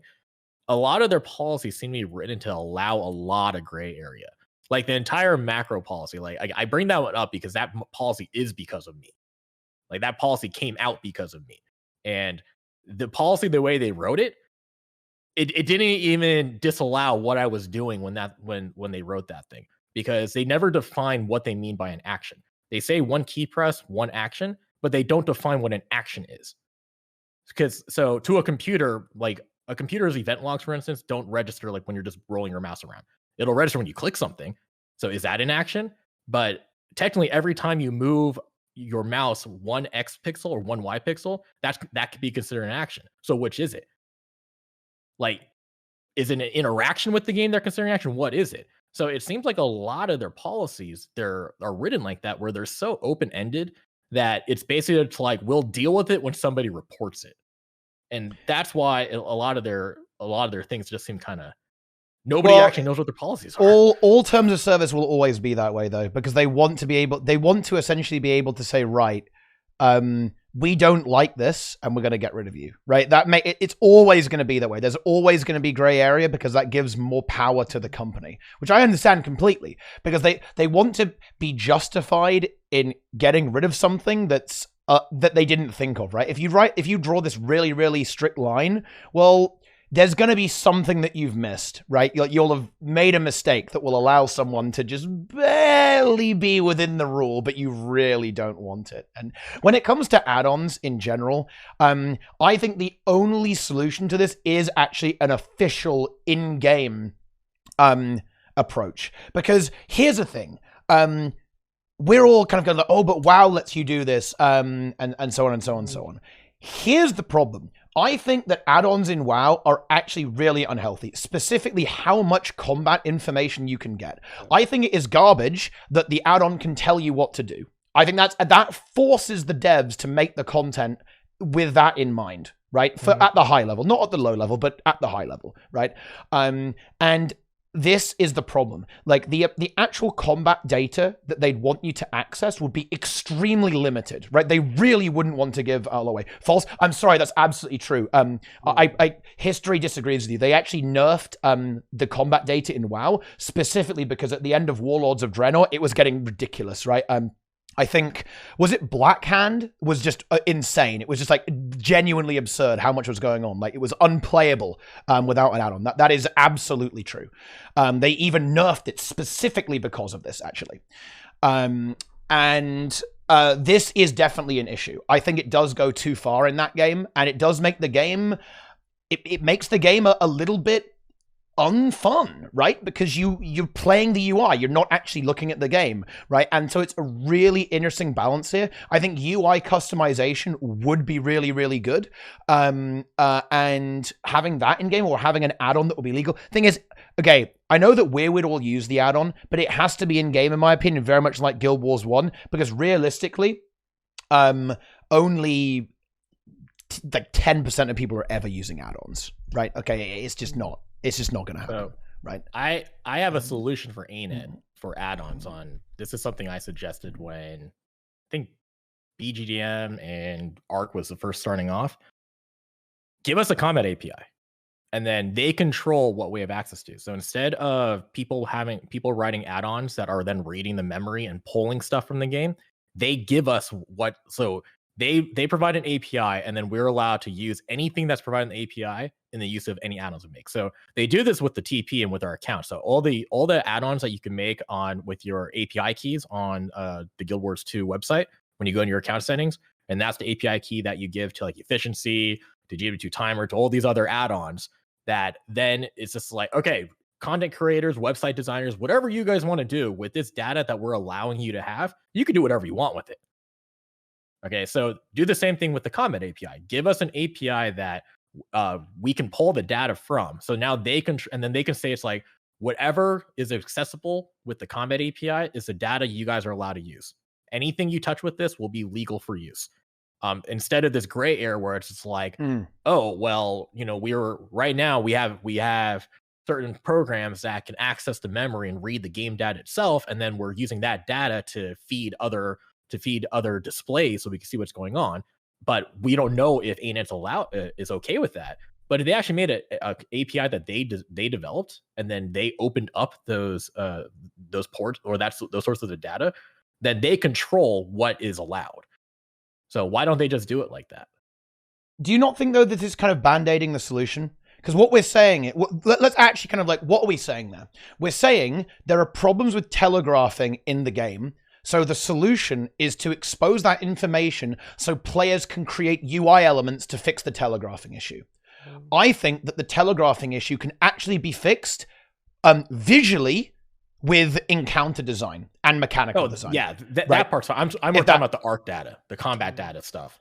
Like, if they have a problem with certain combat information being used, like with Brazil saying, like, they were saying health bars were considered not combat data. So with this combat API solution, they wouldn't include the HP data in that thing, and then we're because it's not in that API, then it's not data that we were allowed to use. Like, obviously, you could still write something to read the game data and pull that stuff, but if somebody's trying to release an add-on that they want other people to use, they want people to trust it, and like we still get this question all the time: oh, is ARC DPS okay to use? Why don't I get banned for it? And technically, it is against the TOS. Without the TOS is written, technically it is. It's an exception. It's just been okayed that it's like that. So it's one of those gray areas. But if they just made a comment API, it's like any tool that's just using your API is okay, because it's information that we have proffered up to the community. So that way you have something where it's understood that this data be trusted, instead of like, oh, we don't know how this guy got the data, and we don't know if we could trust it. We don't know if this will get you banned. Like Brazil, your HP bar thing, your glyph of your Grace of the Land thing back in the day, if they saw a streamer using that, they would have banned the person, because that was they did see streamers using that. And did they get told to stop? Well, I think their stance back then was just go after the creator. That's why Bagawan got banned, for instance. I influenced that decision. Yeah, other stuff. There was a lot of role playing and puppet mastering going on with all of that. But it's just, I think that I don't see why we can't have both. And again, back to the colorblind stuff. Even with, if you change the tells and the animations, people still may not necessarily be able to see it. I was talking to someone on Reddit who they can only see in black and white. And at that point, what good do colors actually do? Can we just change the shape of the AoEs? Because if everything's a circle, but the circle's a different color, then can we just intercept the draw and just change it to something else? And there are solutions. You can have a triangle, you could have a hexagon, you could have a circle, you could have a square, you could do all stuff like that. And hypothetically, that's something that you could just do by intercepting the draws on the screen and just changing that stuff. Yes, hypothetically. So, right, exactly, hypothetically. And they just, I think it's just a Pandora's box for them that they don't want to open. But the reason why ARC DPS is legal is because, first, there was a DPS meter that read the combat log. Then there were like 3 DPS meters that read the combat log. Then there was GGDM. And then Bagawan came along and took the code from that and hacked it all up. And then there was BGDM and Guild Wars 2 Helper. And there were like 15 different things, and like ARC DPS also existed like all of this time, and then ARC DPS is just the one that like the Raiders ended up using, and it basically, they're just like, we're gonna have to ban the entire hardcore community, or like we have to allow it. So they just ended up letting it be and just let people use it. And then, I mean, there's additional lore as to how that exactly ended up working out, but I don't. They can fix the telegraphs in game. They can make Ministerly bigger. They could do stuff like that. But why can't they just give us a combat API or just let us make tools at the same time? I also think that the kind of the entire debate around ARC DPS also highlights another issue, and this is something that Sneb, we've got to call up Sneb. He's not actually here, but this is like another really important issue that the game struggles with, and I think again it's really prominent actually on this particular challenge mode, is that the game doesn't always give you the best feedback. It's hard to actually know what's going on. And Arc DPS is the perfect example there. If you don't have Arc, you don't know if you're doing damage. If you don't have logging, you don't know what your boon uptime is, and so on and so on and so on. You just don't have access to that info. And ArenaNet should give us a DPS meter. And with Kaineng, for example, I think sometimes it can be a little bit difficult to determine, am I fucking up the dodge timing, or is this attack undodgeable? For example, like this dragon slash he does, how, you know, like you'll figure it out by testing it, right? Eventually, but how do you know it's undodgeable and unblockable, right? The sniper, how do you know that, you know, without, you know, catching it in the combat log, right, that you're going to get memed, right, with the ricochet, right? Stuff like this isn't actually super well communicated to the player. And I think that adds like another layer, right? Like I think there is a bit of an issue with this content that as these fights get more and more complicated, which is good, I think some of the systems in the game, particularly on how it communicates information to the player, are starting to crack a bit. On what are you dying to, right? How much damage are you doing? Are you healing enough? Do you have boon uptime there? Because before, these things are honestly not the end of the world, right? Like you can do Veil Guardian with like 10k DPS per player, right? And it's like, pff, you'll get there in the end. But now we're talking about a 16-minute fight, right? You're going to need to actually understand boons. Otherwise, you're not getting through. You're not getting through this. It's not going to happen. Especially with something like Anka CM, right? And Anka CM 6-stack in particular. It's not happening unless you have this information. If you don't know how the ricochet works on the sniper, you're never getting through that fight. It's not going to happen. You're going to get farmed over and over again until people happen to die in the perfect location to always bait the shots every single time. I guess that can happen. But that, well, get ready for the bug talk, by the way, guys, because that's coming up next. But so do you think the solution would be ArenaNet should just give us an in-game DPS meter? Because we know they have one. We know they have one in the dev environment. So if they just included one in the game, because I actually think that's one of the problems why a lot of players don't understand that they're not doing well, because of that reason you're talking about. You get no feedback if you're doing well or not. So unless you add a tool like Arc, where now you could actually like compare yourself to other players, if they had one built in the game, it was just there all the time. It was just part of the game, and people weren't like, because a lot of people are like, again, they don't want to use Arc as like, oh well, it's outside the TOS, it's an add. I don't want to have to go download something. I don't trust it. I might get banned. If they had it as part of the game, you would see that. And you get direct feedback of like how you're doing relative to other players. Like I always tell people during trains, like don't compare yourself to the top DPS. Compare yourself to someone playing the same building class, because then you're comparing apples to apples. You're comparing, like, you guys have the same capabilities. Now it just comes down to how you're playing it. Like if you're trying to compare, like, I don't know, a quickness firebrand to a DPS virtuoso, you're going to have a hard time. But it's like, if you're comparing, you're a virtuoso, they're a virtuoso, you're both playing the Condi build, or you're both playing the power build, and you're comparing it, you can get direct feedback. It's like, okay, this guy's doing something better than me. I should ask him what he's doing and ask for help. But without any feedback, which a lot of players don't have if they're not running Arc, all they see is, oh, the boss is going, the HP is going down, and I see big numbers coming off of my character. But are those big numbers good? Like I gave this example on my stream. Like when I first started playing the game, like there's some attacks in the game where if you keep doing it, the number just keeps getting bigger and bigger.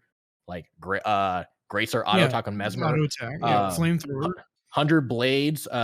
It adds the number of damage. I originally thought me in the game that every single additional tick was doing that damage. So it's like, oh, the longer I attack with this skill, I'm doing more and more damage.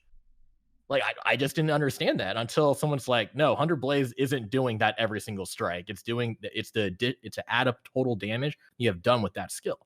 But unless you actually open up the comment log in your chat panel, which a lot of people don't turn on because it's not on by default. Like what's on by default is messages from other players. They don't see that. If you don't notice that in, like, because you download Arc DPS, you don't get any actual feedback from the game except the visual of the big number showing over the character model. So if they added a DPS meter, people would get immediate feedback and realize, oh, look, I'm supposed to be providing quickness for my group, but I'm only providing like 10% uptime. I got to do better, or I got to fix something with my gear. Oh, I don't have boon duration. Let me add boon duration. Let me see how that goes. So we didn't actually start getting better at the game until we had a way to test all this stuff. Like until Hot came out and we got the training area, you had a controlled environment. The game, like the golem area does tell you your DPS every 20%. But that's also around the time when all the DPS meters started coming out. That's when people actually started refining these rotations like so hardcore, where we're actually quibbling over like, well, this one's 100 DPS better than the other one. We couldn't do that before. So if you have, well, you kind of could, but yeah, it was much more. The way we used to do it difficult. was we used to kill a veteran in one of the open worlds. Yeah, and see how veteran long it took risen to kill it. giants. Yeah. And then you would time how long it took you to kill it. Okay, but that you still, if you really comparing it to somebody else, you still had to compare. Like you would have to record it and then like actually check your times. But we didn't actually get something to refine it. Controlled environment, we could modify the boons, the condies on the enemy, because also back then, if you're trying to kill the veterans like that, it also depended like, well, how much might do you give yourself? How much vulnerability do you put out? Like, so different classes would have different things. And then if you're in a 5-man like dungeon party, some classes will do more vulnerability, and then you could go pure DPS like that. We couldn't really compare the damage numbers on those until after Hot came out. So having a in-game DPS meter would allow players to get that feedback right away, and then they could understand from beginning of the game, like, like you're leveling up, and it's like, oh, I got a new piece of gear. Some people just go, it's a higher level than the one I had before. I'll equip that. They don't even look at the stats. They're just like, oh, I had a level 16 chest piece. Now I got a level 20 chest piece. I'll equip it. And you can see the damage difference. They should give us gear check too. Every other game's got it, right? Yeah. Okay, but the important thing is that this would be, it would have to be personal, right? It would have to be personal interface. I think stuff like being able to have like a giant, more detailed combat log, seeing the percentage of damage you did to a target, right, would be good. So like, you know, again, it has to be. I think the only way they would ever allow this, and by the way, I think this is correct because I think it would be a bit of a clown fiesta, to be honest, right? I think it would have to be implicit comparisons rather than explicit comparisons. So instead of saying this guy did 10k more DPS than you, or rather you did 10k more DPS than this guy, right? Because you know where that's going to go, right? It would very much have to be this. There are 10 people here, and you did 13% of the damage, right? And then you can go, okay, well that sounds about right. You know, there's 10 people, 13%. All right, okay, not too bad. Because if that's the case, then I think that's good. I think doing stuff like boon uptime would be pretty good here as well, right? And honestly, I think damage taken would be super interesting as well. Like, I think that's a really undervalued statistic. Now, a problem is this is a lot of work for ArenaNet, right? To actually implement this for, I guess, a relatively niche part of the game. But I do think that there are a few issues here where players are going to have a difficult time improving when they don't have access to this feedback, and most players aren't going to move outside, right? Arizona. Just to quickly address this, by the way, right? I'm not saying that the devs design stuff around add-ons to Sword Art Online. You're not comprehending this. I'm saying that add-ons interfere with the way that players interact with the encounter, and that's undisputable, by the way. There's no way you would deny that. For example, if I've got an add-on that tells me exactly how to solve the bomb mechanic on Jailer automatically with assignments, or automatically telling me positioning on something like Holondrus, tracking all of the bomb timers on Holondrus, that is strictly interfering with the way that I'm interfacing with that mechanic. That's the point that we're talking about there. We're not talking about if the devs say they design around it or not. Honestly, they probably do. They may not admit it, but look, they probably do anyway. Otherwise, they kind of going to be fucking easy, right? Way too easy if they do. But yeah, I have to address that because this guy is not getting it. They're struggling a little bit here, right? He's having a tough time. Don't worry, I'm here to help, right? But yeah, you can post the link all you want, but I'm not even. You're not getting it, right? Which link are they talking about? It's something about the devs, right? Yeah. But yeah, there it is. Okay. So I mean, the entire thing about it's like, basing things around the encounters and stuff like that. Yeah. I mean, there's a taco timer for Sabbatha, for instance. I don't know why people can't just look at the mini map and see the cross swords spawning on the cannon and then know that the sapper is going to spawn 5 seconds later. Yeah, there And are timers for other things as well, including doom greens and stuff. yeah, I just use a Sabbatha one because Green people. the Sabbatha timer for a long time, it was telling people to go like too early. It was telling them to go like 10 seconds early. So I could actually tell who was using the taco timer because they would show up at the cannon at like at 05 and 35. I'm like, what are you doing? And it's like, oh, I'm using taco. It told me to go to the cannon. Somebody has since told me they fixed that, but you could for a long time tell people are using it. So I use that as an example just because of that. But yeah, I don't know. Like, I don't agree with add-ons that tell you how to do the mechanics, how to play the game. I don't have a problem with add-ons that are giving you feedback on your personal, like how you're doing as a player, like your DPS, and then like your team's DPS also. But if it's telling you it's like go stand here to avoid this mechanic, I don't agree with that. It go run here and then hit F. Yeah, it shouldn't be telling you how to play the game because at that point, why isn't the add-on just playing the game for you? Yeah, exactly. But giving you feedback that hey, you're doing well.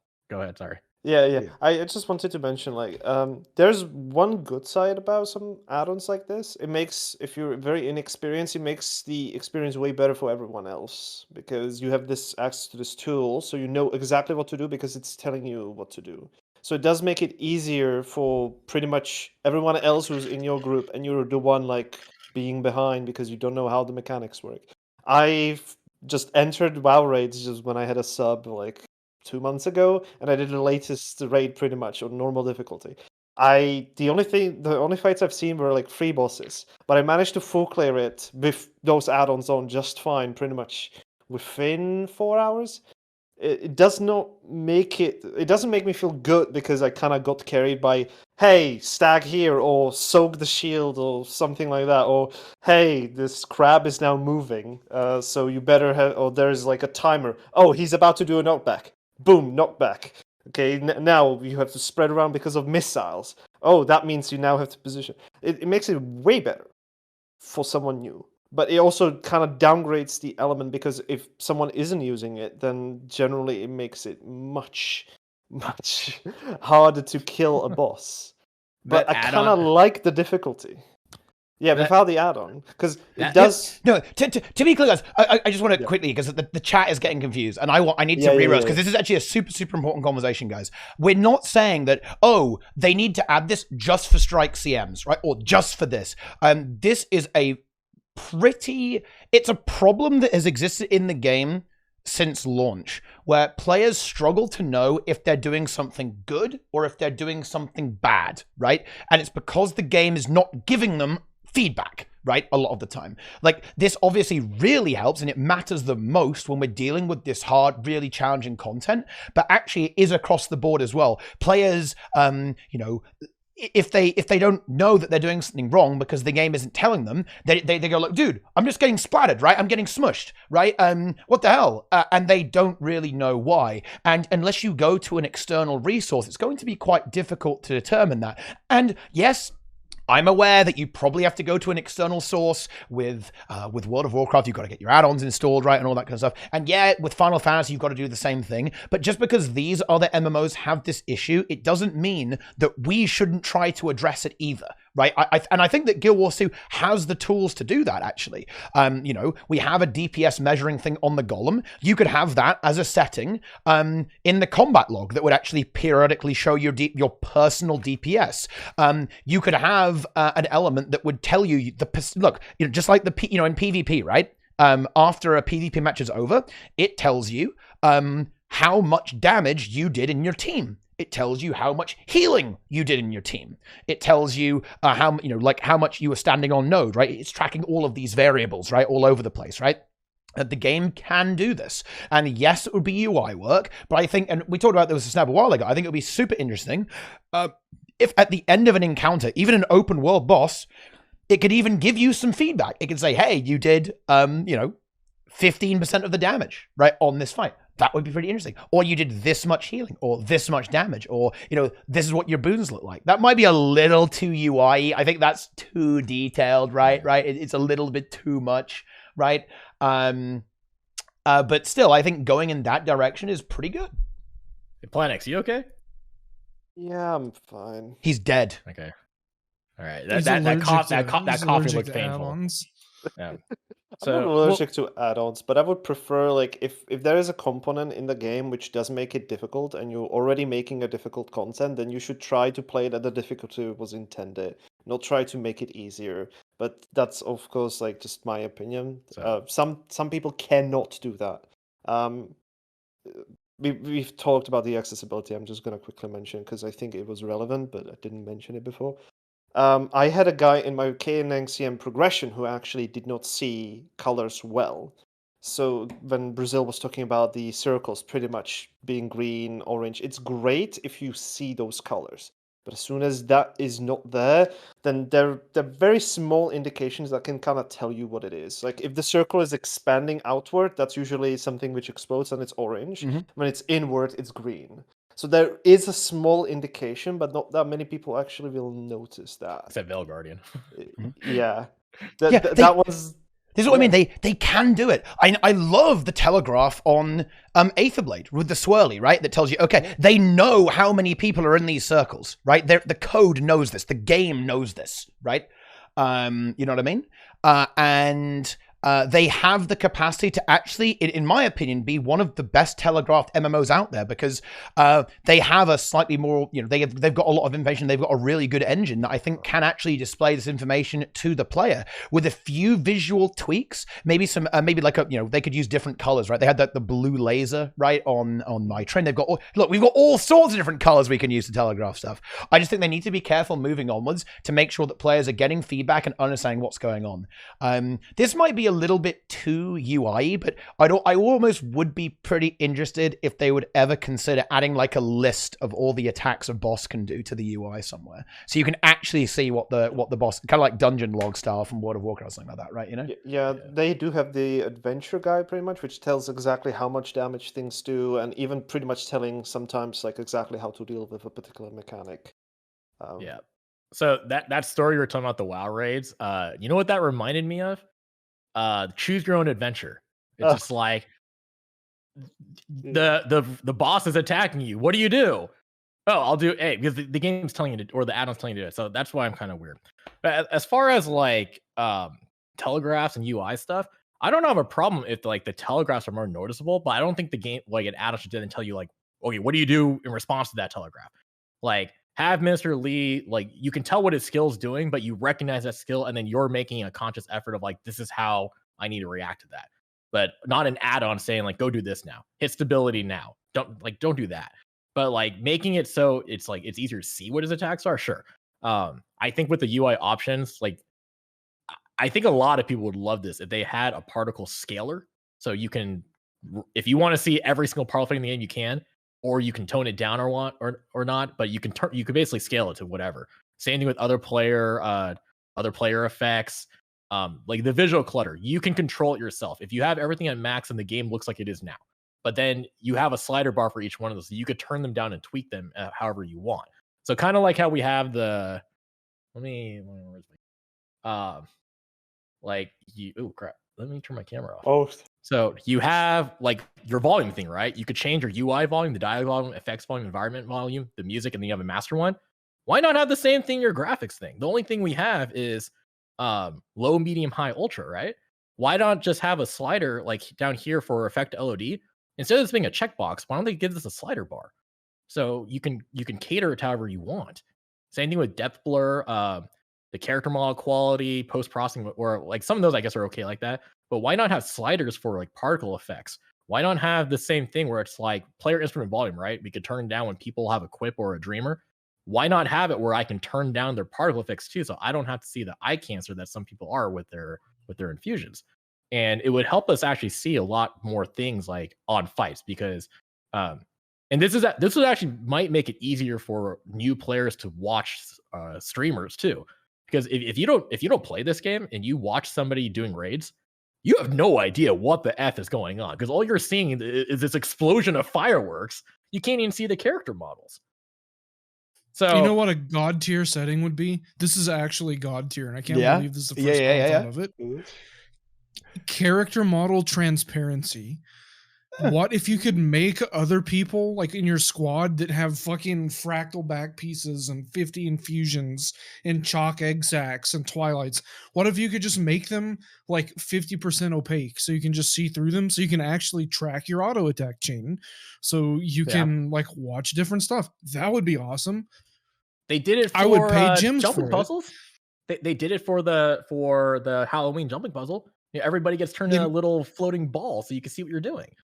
Yeah, do it. I would love I'm that. not saying do it to that much, but I mean, like what you're saying is like make them transparent so you can actually see your own character and stuff like that. Yes, exactly. Yeah. I want to be able to turn all of their effects off, and I want them semi-transparent. Yeah, the siege turtles do that. Like it can happen. That would be great. Just give us those options in the graphics menu.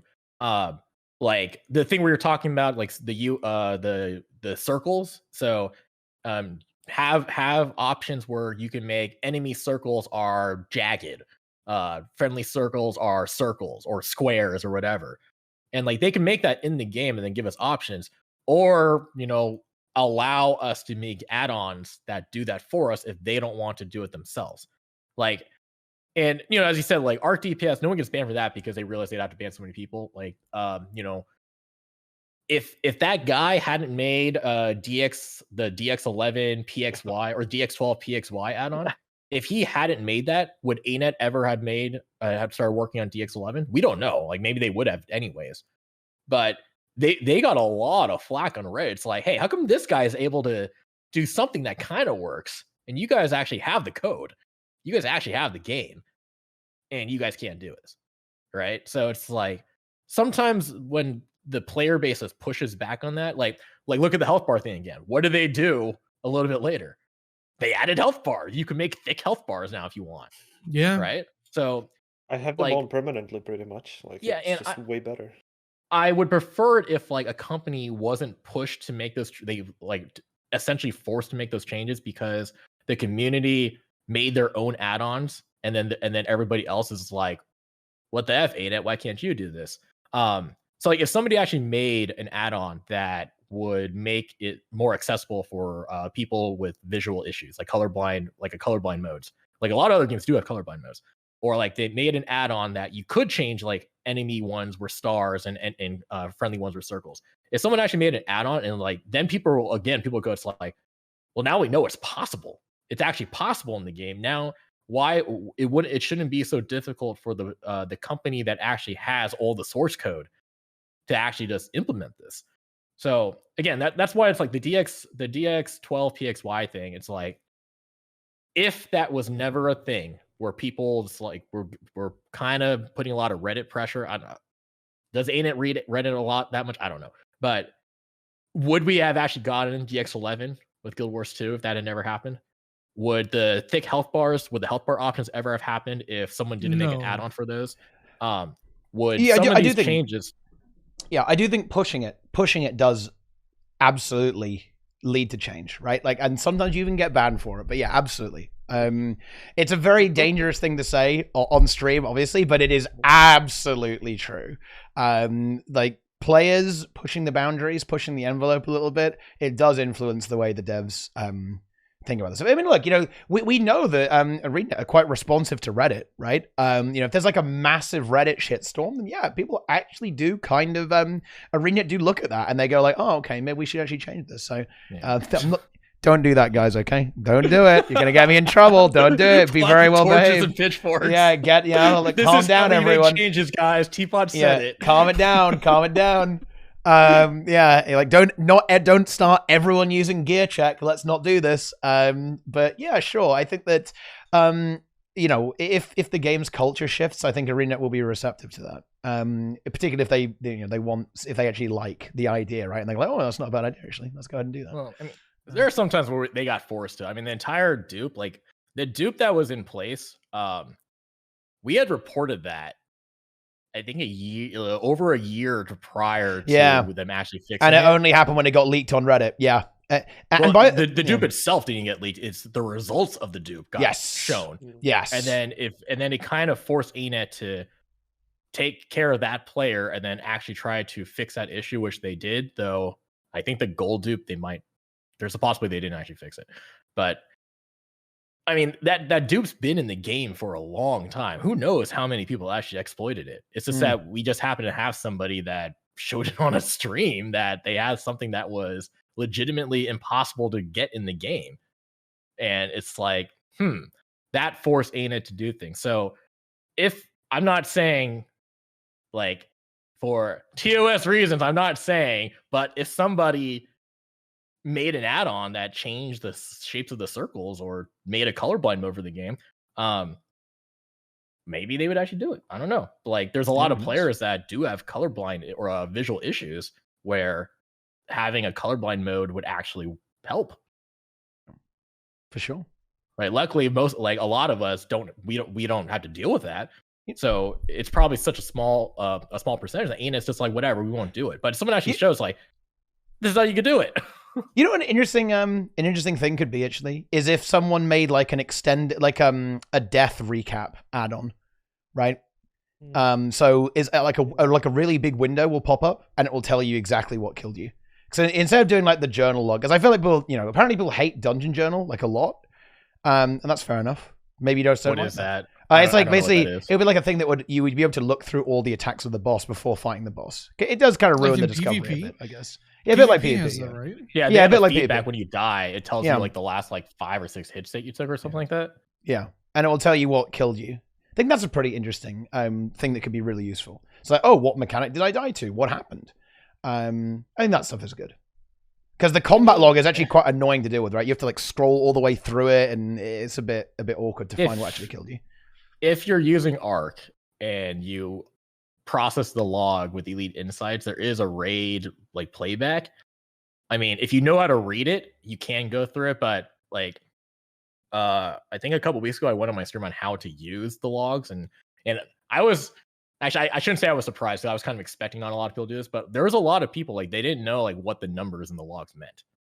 Like the logs you get with Elite Insights gives you a lot of information about like just some stats on your group, like boon uptime, who did the boons, where they were coming from. They give the rotations. They have the playback feature, so if you want to see what happened right before you died, you can. It's just that there's a lot of people that just actually don't know like how to use those logs. Period. So we kind of already have that, but you don't really see many people doing. Like honestly, like most streamers that I watch that do look at the logs, they're usually just looking at the front page of like, oh, like who did the most damage, stuff like that.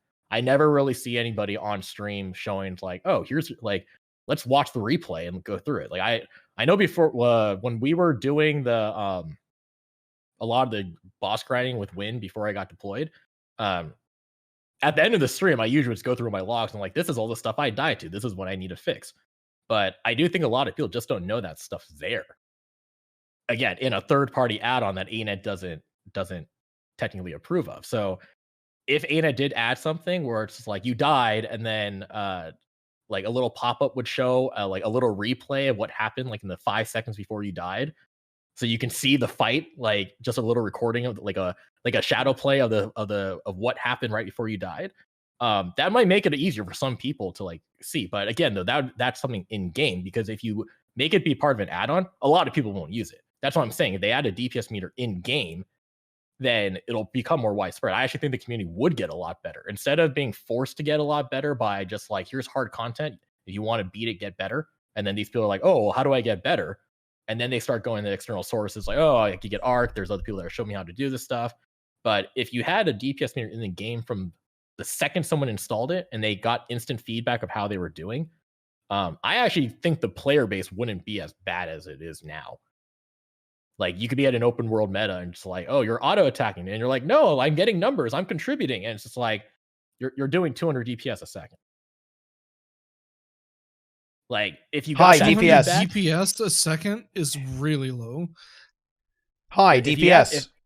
If you had that feedback, DPS, yeah, okay, DPS, okay, I know I said it.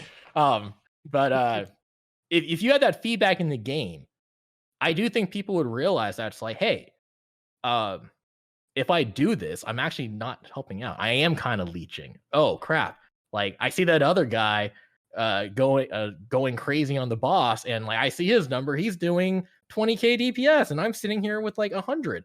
Like, what am I doing differently? Oh, I'm standing at max range, and I'm hitting auto attack. maybe I should look at what I'm doing. Like, how is that guy doing it? Maybe I should go take a look at his gear and like compare it to my gear. Oh, look, I could right click him and do a gear check and like, look, he's got 6 runes Actually, that match. the keybind is F12. he's got 6 runes that match. And what? Oh, let me look at what I have. Oh, I have a green sigil here, or a green rune here. I've got 2 yellows, and they're all different names. What am I doing different? So right now, if you're a new player, you can't see that. You can't tell why you're doing bad. You can't even tell you're doing bad until you try joining a raid or a fractal, and then you have some guy go, it's like, hey, you said you're coming on a DPS, and it's like you're off in the corner rubbing your staff and a fireball's popping out, and you're not doing any damage. And then they kick you, and then you're like, that guy's a toxic player. And it's because you never knew you were doing bad until somebody else told you.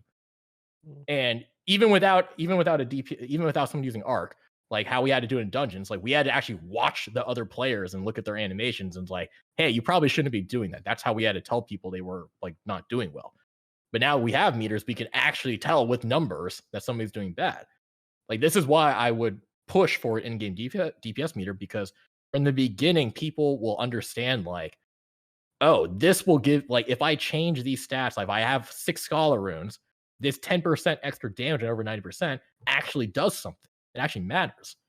Because like right now, if you put Scholar runes on, you put a Force Sigil on a character, and you go hit something, unless you're screenshotting your numbers, you have no idea if you're doing more damage or not.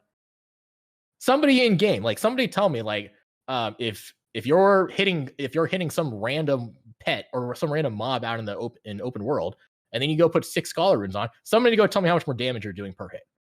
You can't do that because we don't have a DPS meter. So if you do that, people will get immediate feedback about it, and I do think that the community as a whole would improve. Some people would improve a lot, some people will improve a little bit. But in general, just because you're getting the immediate feedback, you'll be able to tell that it's like, hey, my gear changes are actually matter. I changed a trait that actually mattered. You know what? What? They're not going to allow add-ons because Valve anti-cheat is coming. What is? That might actually, yeah, that might. No. Whoa, no DLLs. VAC ban is incoming. I don't know what that is. Well, just don't play on Steam. Easy. Then you can still use all the DLLs you want. No problem. No, they'll find a way to make you use it outside of Steam too. They'll do it. It's gonna be Steam Workshop. They'll put the spyware back in. Yeah. You have an empty text file on your computer. That's a ban. Yeah. Okay. Yeah, go ahead, Plenyx. Go ahead. Yeah, I wanted to say just one thing, like when we talked about the meters and stuff. I tend to see a lot of people who are new to the game sometimes, especially when I do raids. They just ask like a random question. I'm kind of sometimes getting the kind of feeling that some people who are interested in a more difficult concept will try to seek out some resources first before they do it in the first try. But some people, if they're used to the other games where the difficult content might be like an easier one, or with add-ons, it's literally telling you what to do, then you don't need that kind of seek out. But sometimes I just do get some people who are interested in the content, and suddenly like, hey, why are you using this? What does this skill do? Why do you use this skill over that skill?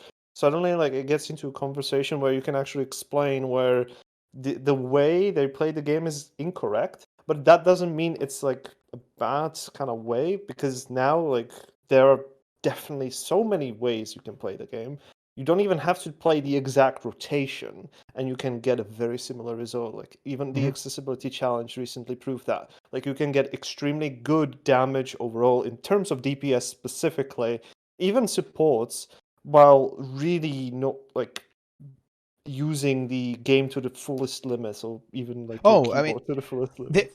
There's a bit of a misconception with rotations that you get horrible DPS unless you do the rotation correctly, and that is actually it's absolutely the opposite. Getting the rotation right is like the last 20%, right? I think if you go to the golem and you just mash buttons wildly, you're gonna get at least 75% of the benchmark, right? Like if you're actually using all your skills off cooldown, if you're blasting like quick abilities, just like no downtime in the rotation, right? You're trying not to cancel your shit, right? And using your abilities that do damage, you're gonna get 75% immediately. If you got the right gear on, you got the right builder, you got food, you got all the boons or all that stuff.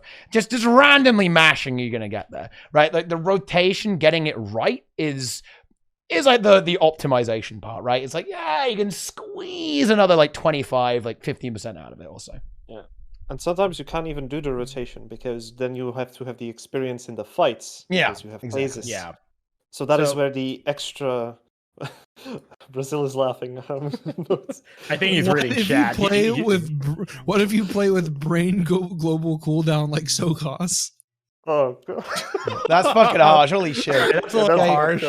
Snow Crows, look, 35k, me trying to copy 14k. Listen, I promise you, look, I really encourage you to do this. Look at your gameplay. I guarantee you what's going wrong is that you're very slow with using your actions. You'll probably have, it reminds me, I had a guy ask me to help him with his Dragon Hunter rotation a long time ago. And he said, I'm doing the rotation perfectly. I don't understand what I'm doing wrong. And he sent me he said exactly right. He sent me the video and he was doing the rotation in order. Every single skill press was perfect, right? It was the exact right order. Beautiful rotation. Only problem is that there was around 3 seconds between each ability usage. I mean, I'm not exaggerating. I mean 3 seconds, right? So if you hit hide auto attack on the log on the simple rotation, it looked perfect. Yes, correct. Yeah. It was all good. It was all good. I've been doing class workshops on my stream, like just going how each class works. Because I disagree with people because like this is what happens for a lot of players. They go to Snow Crows or they go to HS or they go to Meta Battle. They go to any site that's got builds or someone tells them a build. And they look at the written rotation of the video and they're like, all right, I'm just going to copy that. They don't read any of their tooltips. They don't read how any of their traits work. They don't read what any of their weapon stuff works. And they expect that they're going to get maximum damage. Mm-hmm. I think that the first thing you should do is read all the tooltips. You understand how your stuff works. Mm-hmm. You understand why it synergizes together. You understand if you're a power class with Dragon Hunter, like there's some certain things you need to have put together so you get all the damage you get out of it. And I usually tell people there's 3 big things on every class or every build to get like 90% of your damage. You do that stuff, you get 90% of the benchmark. And you got to understand the class, how it works. Like if you just memorize the rotation, and I've seen people do this in raids, they've memorized the rotation and they don't know what the class does other than that. And they get interrupted. They get knocked down at Gorseval, or they have to dodge something, or like a Seeker comes in. And I see them stop using their skills and they auto attack because they don't know what to do. And then what they end up doing is like, all right, I don't know what to do from here. I'm going to auto attack. Okay, all my skills are off cooldown. I will start over again from the beginning. Mm-hmm. And they don't understand the class. They memorize rotation and they don't know what to do. So people do go about this really poorly. Yeah, you're absolutely right. Players don't. They learn the order, but they don't know they don't understand, right? They don't actually know why they're doing it. Yeah, perfect. Yeah, like this is people always try and learn it and memorize it, but they need to be learning the underlying mechanics, right? Like learning the underlying mechanics is how you actually get good at the game, right? If you just learn the rotation order, the moment a single mechanic disrupts it, you are totally lost and you're useless, right? You can no longer you can't do anything, right? It's over. Right? You can't win anymore. And so like teaching people how it actually works is absolutely paramount. Yeah. So Snow Crows' website, like their earlier iterations were really bad at this. They just had the written rotation. They didn't explain why the build worked. They didn't explain anything. They just had to do the skills in this order and you'll get these numbers like we have in the video. Nowadays, they are getting better with it. They're explaining like, hey, these are your priority skills. This is how the build works. They're getting better at it. Like a lot of the write-ups are a lot better now, but there's still some of them where it's just like, here's the rotation. Like I had somebody ask me how far on Harbinger, and they're like, I'm doing the rotation right, but it doesn't seem to work. I pull up the log and it's kind of like what you were doing, not as bad. Like they had an interrupted auto attack between every one of their skills. It just means they're not chaining their skills fast enough. So there's a little aspect of of a little bit of speed with their actions too, like your APM. But a lot of it is just like, you need to understand why you're doing it in this order. Again, like I talked about the big 3 with Dragon Hunter, you want to get all your burst skills inside your F1 because you get a damage buff on that. What else gives you damage buffs? Like what are your conditionals? What are your conditional win factors that you have to accomplish to get your damage? And again, almost all of them have only 3. I think in the last 6 years, I can only think of 2 rotations that had like 4 big things you had to do. But a lot of them, if you do those 3 big things for each one, for each build, you'll get 90%. That extra, the next 5% is like, you know, really optimizing your skill usage, and the last 5%, that's usually when you start getting down to like canceling aftercast, interrupting aftercast, and really tweaking out things. But 90% is great, and I personally feel like if everybody took the time to understand their builds, they could get 90% on anything, 90% of the benchmark. Like, and they got to realize that Snowcrow's videos that everybody's comparing it to, those people have spent hours working on those rotations, optimizing it to make those videos. And I think everybody should, almost everybody that plays, if they actually took the time to understand the game, not the rotation, the game, then understand the class, understand how the game works and how the stuff interacts with each other. If you got that fundamental baseline, you should be able to hit 90% on any class within, well, I usually get it within like 30 minutes. I think most people given an hour, you should be able to hit 90% on any of the benchmarks, if you actually do the fundamental groundwork and you understand how the game works. Yeah. It is where people struggle, right? 100% is... You're absolutely correct. It's the fundamental core mechanics of the game, right? How do boons work? How do abilities work? Ability priorities, basic class mechanics. It's not like the optimization, that's not where you're losing your damage. You're losing your damage because you can't attack while moving, right? Because you're keyboard turning, because you're skill clicking, right? Like that's where players are having problems. Piloting the builds, being able to move and attack at the same time and pilot their character while engaging with an encounter, and just understanding what all their abilities do, right? And so on like that, for sure. It's just it's also core mechanics. For the 30 minutes. When I say that, that's also assuming you're correctly geared. Like obviously, if you don't have infusions, if you're running exotic gear, if you're not running the optimal gear, it might be harder to get at that point. Okay, maybe go down to 85%. But if you look at some of the training discords, like the one on NA requires you to have 70% of the benchmark. You literally get that by slamming your head on the keyboard over and over and over again, as long as you're running the right build.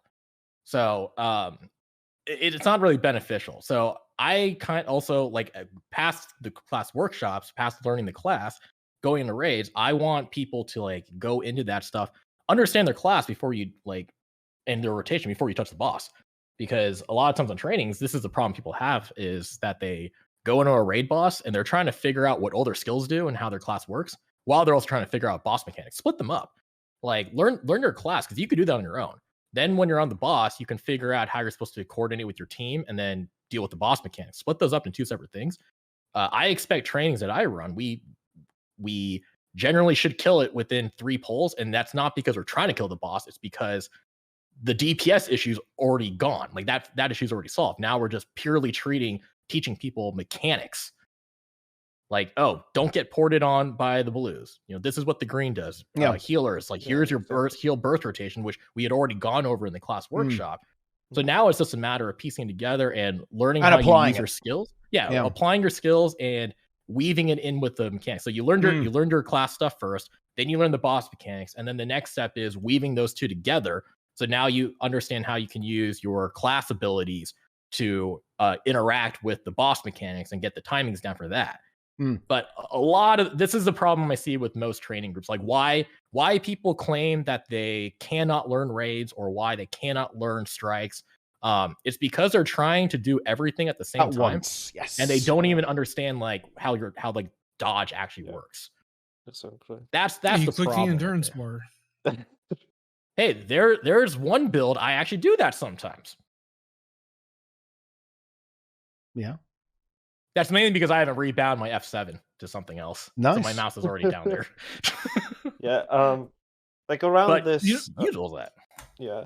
I sometimes do some raid trainings as well, and it wasn't recently, but like even before End of Dragons a little bit, I used to like organize like a completely beginner's Wing 5. So like you had some experience with like Wing 1 to 4, but I kind of wanted to up that level. So what I used to do is I also just ask, hey, because it was like organized on a particular time, and hey, I'm gonna do this at this particular time. And I actually talked to the people. So we've made a team like, let's say 5 hours before. even earlier than that, even a day before. And then, usually before the raid, I had like a short session with them for like, let's say 30 minutes, maybe 20 minutes, just to discuss if they had any questions about the build they're playing. Because sometimes in environment like Wing 5, it was very nice to have that knowledge already before, so you could actually pull your own weight and actually survive everything well. So maybe, yeah, we did have some people who had to learn some mechanics on those fights, but the general understanding of the class they had was already there because we had those meetings before. For example, I had one guy playing Chronomancer who like never played it before, which was very interesting. But within 30 minutes before even we started the raid, it was exactly 30 minutes before that, we had a meeting. We have discussed, okay, this is how the abilities do, this is how you do the combo, and the reason why we do the combo is this. And then we kind of up that a notch, and let's say we're moving. So then I imagine, hey, let's move. So you kind of predict where we're going to stop, put down a marker, hey, this is where we need to go. So just throw the wells there, let's say, while you're moving. So I can see that you can react and cast some mechanics and do things while moving, because that is an ability a lot of people are missing, and it's very visible in giant PvP like War vs. World especially. So this kind of like a very short workshop. It's not like very dedicated because it's literally just one-on-one talk. It just bumped up the success rate to the point where we've done Wing 5 with only 2 experienced people. Everyone else, like the 8 people, were first time ever. We've done it under 2 hours. We killed Doom just fine. Because, yeah, it was just, again, mechanics were an issue, of course, but that is part of the fight. The main core was already dealt with, and we could just focus on the important things, which was actually the mechanics. So I do want to address a comment that was in chat where somebody Ooh. said, well, none of the DPS checks in the game are bad enough that you need to get more than 70%. So it's really more just knowing the boss mechanics. It's not like you got to know both. So if you only know boss mechanics, but your group does no DPS, you're not killing it. Okay. That if you have higher damage in your group, and when we're using the benchmarks on the golem, that's not to say that the DPS percentages you're getting compared to the benchmark is the end all be all.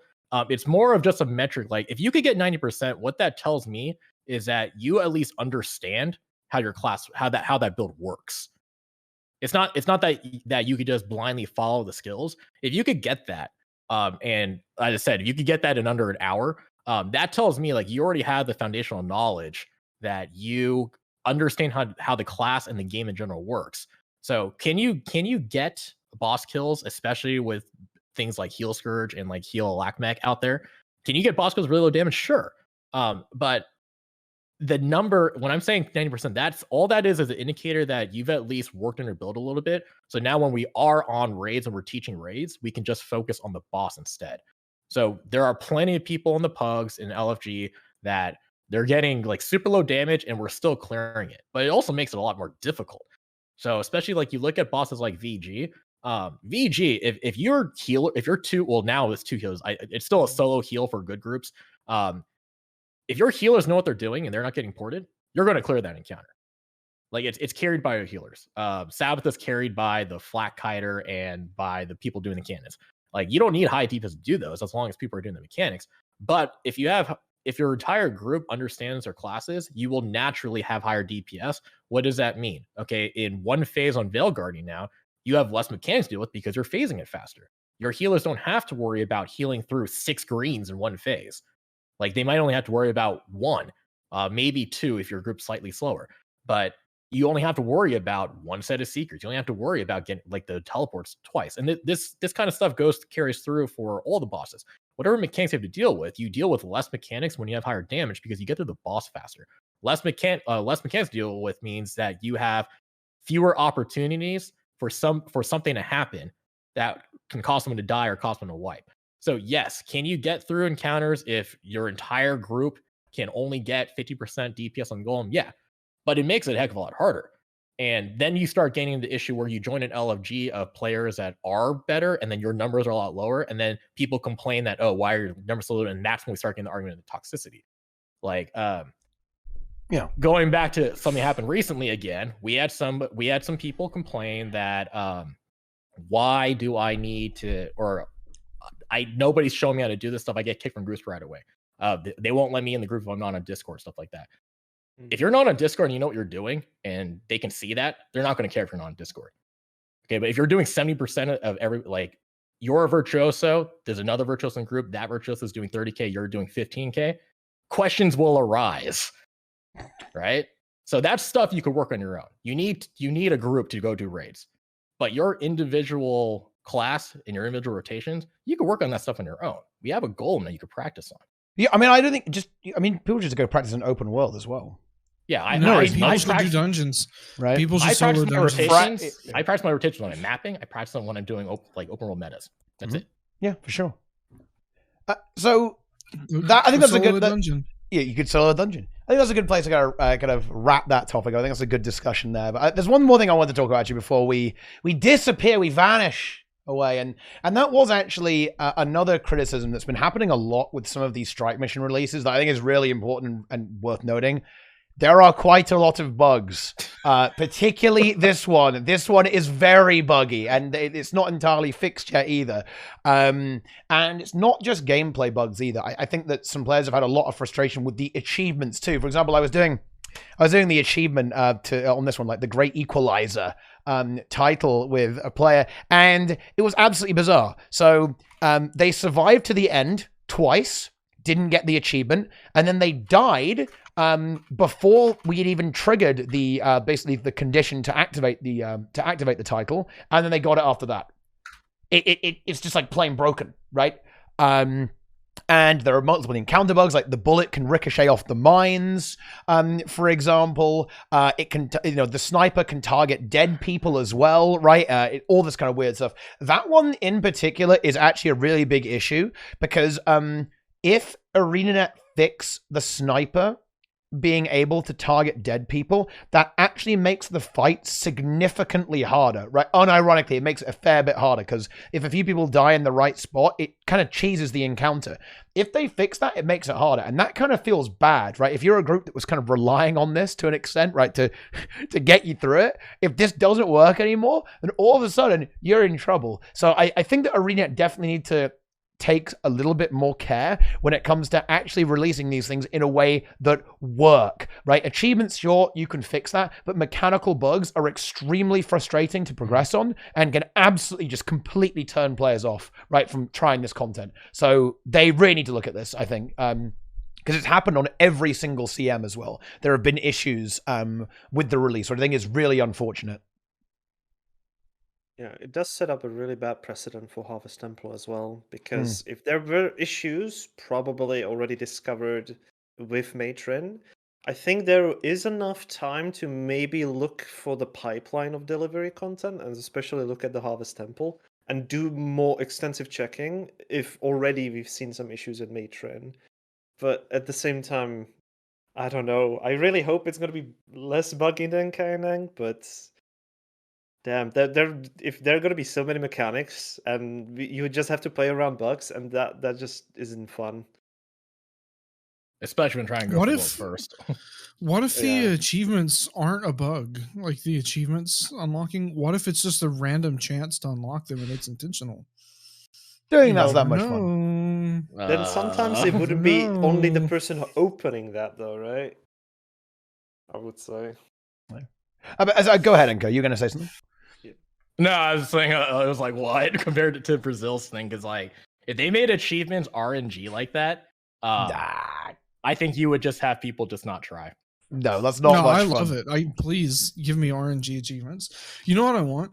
On Harvest Temple CM, if you push the ball too fast, it just disappears and leaves the instance, and then you just can't continue. Yeah. See, I want stuff like that. I want bugs that are so horrible that they just make people quit the game altogether. Nice. And they just don't come back. That's the kind of bugs we're talking about here. It's the kind of bugs I want. Oh, there's so many fun ones as well. This one, I actually feel bad for people doing weekly strikes. This one, to be honest, is probably the most egregious and perhaps the most unacceptable, actually, is that some of the challenge mode mechanics ended up on normal. Okay, including the Enrage, by the way, including the Enrage. You can see this clip here, the one that got linked by Linker in the chat, is that right now, if you take too long on normal, you instantly die. And you have the green circles that one-shot you as well, like insta one-shot everyone. There's 2 of them in the mech phase now as well. Come on, I mean, like that really shouldn't happen. I mean, I don't want to go too hard because I know that bugs happen, right? But this encounter was pretty poor in terms of its release, actually. I don't know what ArenaNet are doing in terms of their internal testing, right? Or how, if they have an internal testing team that clears this content, because we don't know the situation now. I assume they have people who are doing it internally because all of the alpha testers they had previously just leaked everything. So yeah, good job, guys. That was real smart of you to do that.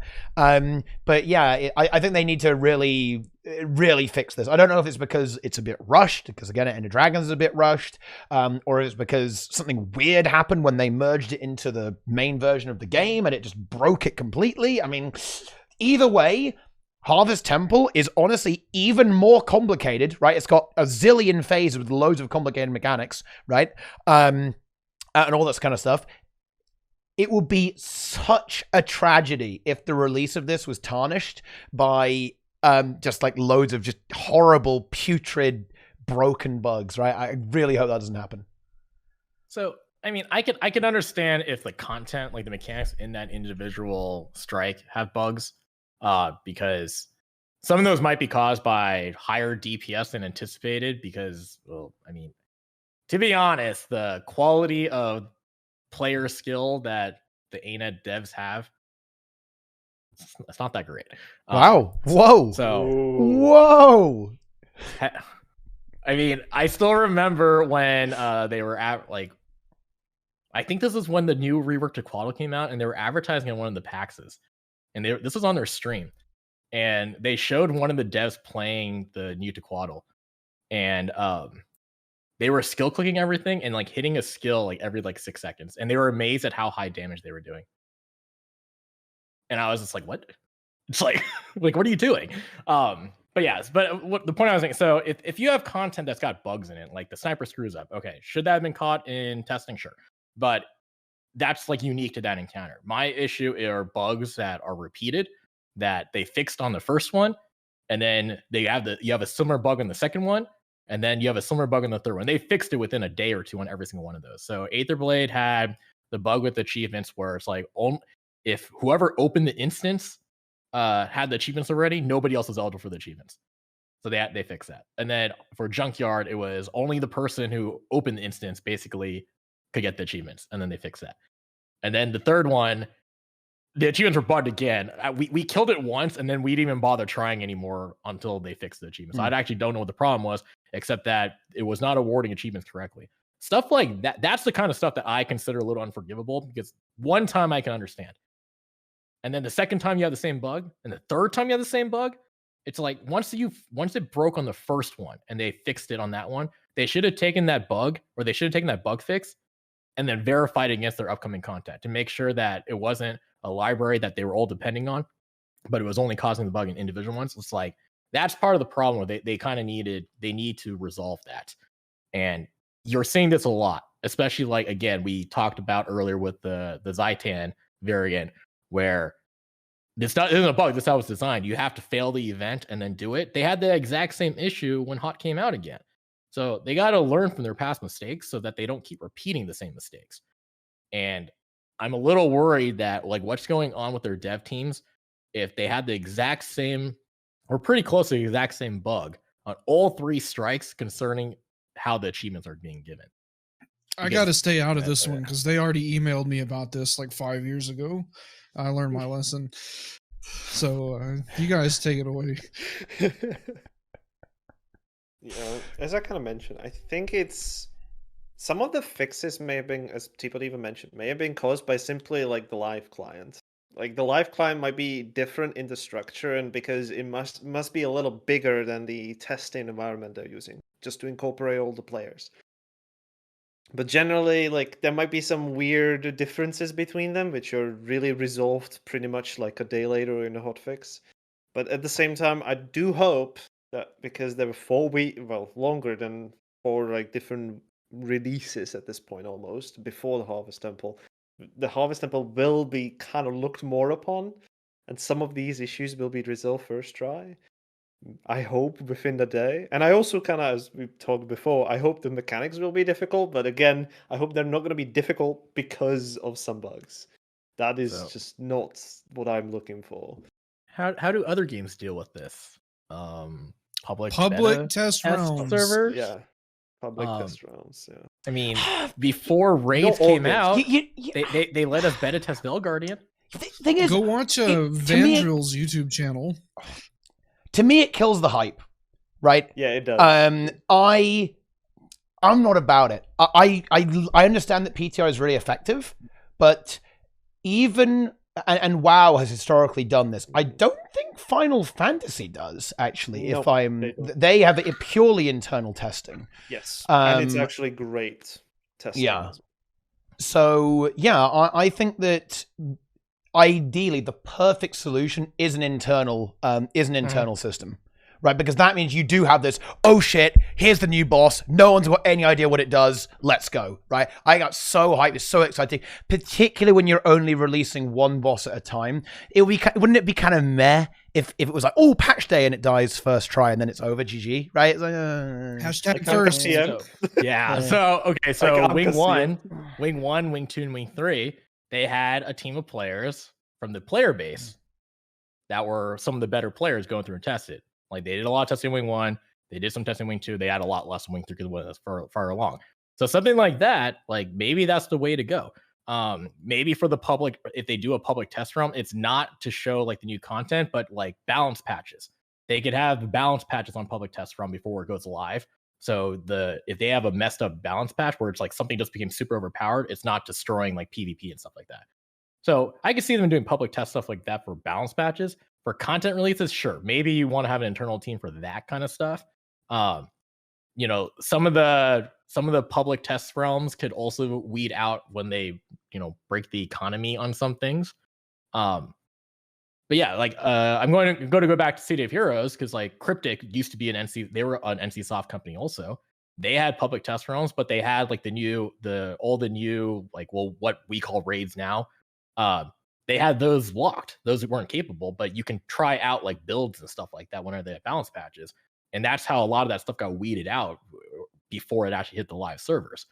So could they do something like that here where they had like a PvP public test room or something like that? Like you had a test client, or even with PV also, and just not show the new strikes, new raids, whatever like that, the new stories. That might weed out at least like skills breaking. And then have an internal team that's actually trying out the strikes and making sure like bugs like this are fixed. Yeah, I can see them doing something like that. That would be pretty cool. You want to know the conspiracy? What's the conspiracy? I can tell you the conspiracy. The conspiracy is that the people that are in charge at ArenaNet and pull all the strings and make all the decisions don't actually believe that there are good players that play the game. And anyone who like sets records and like does speed clears and stuff, they think that they're just like cheating and toxic, and they just try to pretend that they're not there. No. And so actually that's the conspiracy. And so they think that like, oh well, we don't really have to test the content, like send it out, it'll be fine. Good. And this is why like Berserker's armor was a huge problem for 8 years, because it just did a shit ton of damage and everything else was bad. And you had people fighting about dead DPS as no DPS and math and avoid. And like, that's the problem. The problem is that they like someone over there is delusional about skill and DPS and like doing mechanics. And they think that like Kaineng Overlook is borderline impossible for everyone anyways, and that really nobody's going to finish it because they just did normal mode and got the turtle. So who cares if it has bugs in it, because people aren't even going to see the bugs. That's really what's going on. Like, let's be real here. Maybe. Allegedly, I don't know. It wouldn't surprise me if that was true, though. That is not true, and I actually happen to know that isn't true, okay? No, the dev, obviously, who a lot of people will know, who's kind of heading up this stuff with the challenge is Cameron. He is super into. He is really passionate. Cameron is about great. it. Cameron is Right. really good. He absolutely loves it. Right. He is very much someone I completely trust to actually deliver on some really incredible content. And I think that what we've seen so far really shows that Arena are looking to improve this, and Cameron's got some serious energy, some serious content, some Giga Chad energy there to make the current challenge modes. And I hope we will continue that into the Harvest Temple. Yeah. And Cameron's actually a pretty good player too. Yeah. The problem is that they need 10 of him there, so they can actually test the content out. Wow. So does ArenaNet, small indie company that it is, do they have 10 players there, like 10 employees that are actually decent at the game? It's a good question. And could just say like, hey, Definitely. we're gonna give you guys a paid week off just to go play this strike that we're about to put out in 2 weeks. Go play it and tell us if you can beat it. I can actually think of Here's 5 players who can do that, like 5 employees who could do that actually. But they need 10 people to try Yeah, out but they a need 10. 10-man Yeah, content. this is right? what you do. This is what you do. You give them a week of PTO. You give them each like an $800 Uber Eats voucher, and you just like rent out a hotel room that's like fucking, and give everybody like a Razer Blade laptop, and then just say, take a week, go fucking destroy the content, and then report everything back that you find. They should just get that's what they got to do. That's Just the get move. like a paid get a vacation gaming- as well. Dana could sponsor an esports. Just get a gaming house on campus Yeah. at ArenaNet. And it's like, all right, you 10 people, you're going to the gaming Get in house there. for a week, Grind. and we'll deliver you guys food. Your one and only job is to play the new strike and try to break it. All right, Roy's in there now. You got Cameron. Yeah, that's big. You need 8 more. Well, Darkbringer can help a little bit. Yeah, as well. Darbringer's in there as well. I like it. Even All right, Indigo is they also... need 7 more. Yeah, Indigo is also a good player. as Yeah, well. Indigo's a big juicer, big DPS blaster actually. Yeah. No, we're not arguing that if they can or cannot complete the content. We're arguing if they can beat the content like with high enough DPS to break the content, which may be where some of the bugs are coming. Like we've had bugs in the game where if you phase the boss too fast, it breaks it. So like Minister Lee, the number attacks, if you phase him when he's in the middle of that attack, once you phase it, you can't move because the next thing he's supposed to do is knock you back to the main platform. But if he's in the middle of the number attack because your DPS got it at that point, what happens is that you can't move, and then he knocks you off the platform with the number attack, or he doesn't knock you off, he hits you with the number attack, you get the red field under you, and you die. So they may never have seen that because in testing, they may have had the DPS is low enough that the phase and that attack never synced up. But if they had some people just try to break the instances, to just try to break the content, then that's how you bug fix. When you're trying to figure out bugs, you're trying to break the content and then trying to figure out why it broke so you can resolve it. So we're not arguing that they can't complete it. We're arguing that they can't complete it quickly. Well, and also they can't unknow what they know. I think this is really important as well. Cameron, he made it, right? Or at least was involved in the team who made it. So he knows how it works. We're going to go in and do it wrong, right? We're going to go in and play the encounter incorrectly, right? And an external source will do this, right? Whereas the devs, well, they know how the encounter works. So whatever they do will be the intended way to approach it. So, and this means that it may behave differently if you just deliberately do it wrong, right? Well, not deliberately, but, you know, when we go in and try and figure everything out, we're going to encounter weird, bizarre things that won't necessarily happen when you play the encounter correctly.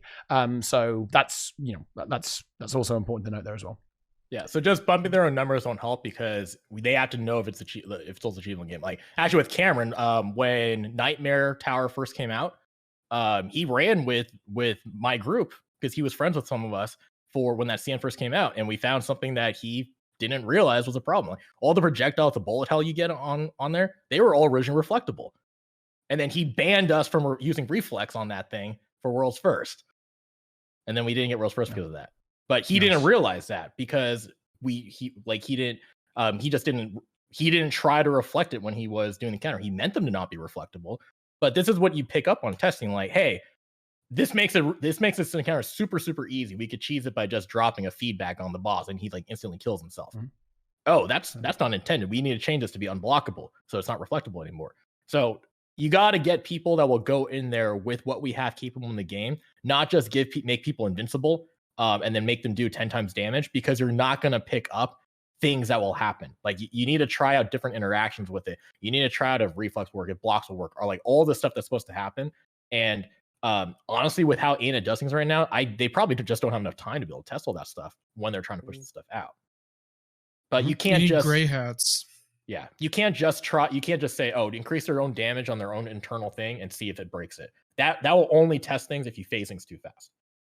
But it won't actually test anything else. Yeah. So what? Okay, I just forgot. There's another tiny thing that I want to talk about here, and I don't want to talk about it for that long actually. Like, so we're going to keep this very short because it is a bit of a dead horse at this point. But I actually wanted to specifically get your take on this, Enko, actually, and it is, of course, the reward structure for strike missions, specifically when we're also interacting with these challenge modes as well. This is an area that's been criticized a lot historically. We've been complaining about it on TeaTime for ages. So I'm actually not gonna start the conversation. Actually, I'll just go ahead and let you actually open on it and give us your thoughts on like the value proposition for players kind of getting into this content and replaying this content over and over again. All right. So the big problem with the CM rewards is the same problem that we had with the raid CMs. It's that once you do it and you get the title, like once you get the unique drop from that thing, and what's the point of doing it again? So this is the same problem you have with raids. This is the same problem you have with strikes, like anything with a weekly lockout also. If you don't have an incentive for the player base, like granted, maybe you play it for fun. That should be the goal, but most people need that carrot. So if you don't give anything useful or they feel it's valuable, it's worth the time, people won't do it. So a lot of people are doing the CMs right now because they're trying to get the title. They're trying to get the achievements. They're trying to get the one unique Ascended skin that they added for each of the CMs. Once you get those, what would be the point of doing them again? Because you end up getting the same reward that you would get on normal mode. So raids have been out for a little bit longer. So like if you do Deimos CM, what do you get? You get the exact same thing as normal mode. You get 2 blues and a green. Yeah. There's like, use it for the achievement. You get your weekly chest, like your weekly kill chest for Deimos. It's the same chest you get from doing a normal mode. Deimos CM takes more effort. So why would you choose to do it? And why would you choose to do the Deimos CM over the normal Deimos if you get nothing extra? More challenge, it's more fun. That's the argument that you can make. But for everybody else that's trying to get their drops in a more efficient manner, like their goal is the drops. They don't care about how fun it is. They're doing it because they want to get that LI. They're doing it because they want to get that weekly chest with a possible chance for an Ascended. There's no reason to do the CM. And you have the same problem with the strikes, where the only unique thing you get from the CMs is you get the new achievements. The chest that they have has a possible unique skin that you can only get from the CM. But other than that, you'll save time doing the normal strike. So now this is especially true. Let's say you're someone that pugs. If you only pug and you get the same reward for CM versus non-CM, why would you ever do the CM? Like if you got a static group that's like you're in that static because you want to do the harder encounters, then sure, that's fine. You'll probably end up doing it more often. But there's no reason to do it. They did add the CM. We are past that though, right? They have fixed this. With the for raids, they added like the 5 CM. Yeah, both of these are actually kind of addressed, right? Like the repeatable rewards.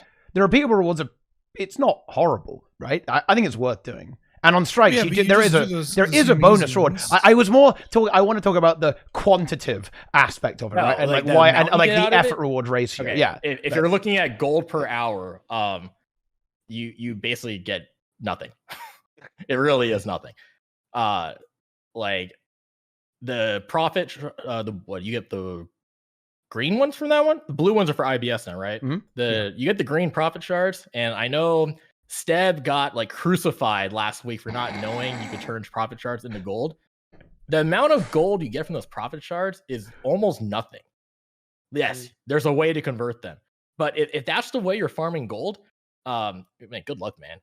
Good luck affording that research kit that costs 2 souls. Like in the long term, if that's the only way you're farming gold, like that's most people in this game are going to farm like drizzlewood if they're trying to make gold.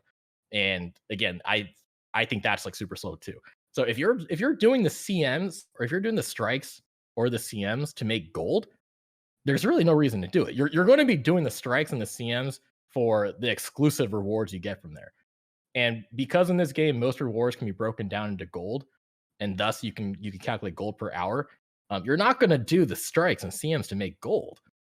And so why is that a problem? So people will do it for this goes into like the weekly lockout too. So they're just trying to get the exclusive skins. If you could only do an encounter once a day or once a week, like there's a time gate on it, for how often you can get the reward, that means that you're going to do it once and then you're going to go away. So all the experienced players, they're going to do the strike once, get the reward, even though it's not that much, and not do it again. And then the secondhand effect this has is because they're not going to do it again, other players won't have the benefit of their experience to clear those strikes. Now, if they took off the lockout, so Guild Wars 1, Underworld speed clears, Foul speed clears, DOA speed clears. Why did we make them faster? Because we could do them again and get more rewards. So if we had to have someone drop and we picked up somebody else, we can show that guy how to do it. We could help him out. He could learn. And then now we have another person that could do the speed clear. With raids and strikes in this game, and especially with the CMs, once people do the CMs and they get their exclusive rewards, and they don't do them again because they don't get anything else from it, why would they ever help anyone else out? What benefit do they get? But yeah, the quantitative amount you get from strikes is so little that it's not worth it. It's just not worth it if you're trying to make gold. Like I think out of the strike chest, it's possible to get a single rare un-ID. One rare un-ID. You know how long does it? What's the fastest strike from EOD? Anka. Anka's the fastest. Anka, Maybe. Okay. Yeah. And it takes how long does it take to do Anka? 5 minutes? Maybe 7 minutes. Fastest possible time you guys can imagine it, you could do it. You have 10 speed clears going. Okay, you know how? So one rare un-ID right now is worth about 15 silver. So it took you 15 silver in 1.5 minutes. Okay, I can go out and kill a neutral like deer out in the wild and get a rare un-ID. It's a random drop, but I can still get one. Now, if I go and kill 20 things, if I kill 100 mobs, which I could probably do that in that minute and a half in the right places, I'm going to make more than that one rare un-ID. So why are people doing this to make gold? It's like the idea is you're going to do it because the encounter is fun, and the exclusive rewards are the profit shards. In the long term, though, once everybody gets those profit shards and they get other rewards from them, why are you still going to do it? This is speaking purely from the perspective of people that are only doing it for the carrot. They're only doing it for the rewards. Okay, so this is disregarding the enjoyment of it. Like, why are some of us still doing raids? Like, I have every single drop you could do from raids. Like, right? I'm doing raids because I like the fights. I enjoy doing them. I'm talking about the people, like, compared to the people, like, they buy raids. Why are they buying raids? They don't like the fights. That's what they're buying, right? They're doing it just because they want the reward. Once you don't have once those rewards don't mean anything anymore, nobody will do this stuff anymore. So you either have to make the content super, super fun to play, or you have to have it be super, super good rewards, or somewhere at a balance in between. And right now, I would say a lot of people would make the argument that the strike CMs and the strikes themselves aren't very enjoyable to play, and they don't give very good rewards. So I have a question. This is like, if you don't mind. So you can get a black lion key by like leveling like level 15 or something, right? Like doing a trivial amount of story. You do fight a hard boss. Big Nose Ted is difficult. But unironically, if they gave you like a black lion key weekly for doing a CM, or you had a chance at it, or you had a roll of like 1 to 20 gems or something like that, something with a little bit of a that's going to add up over time, something like that, that's interesting, that's like a premium interesting reward.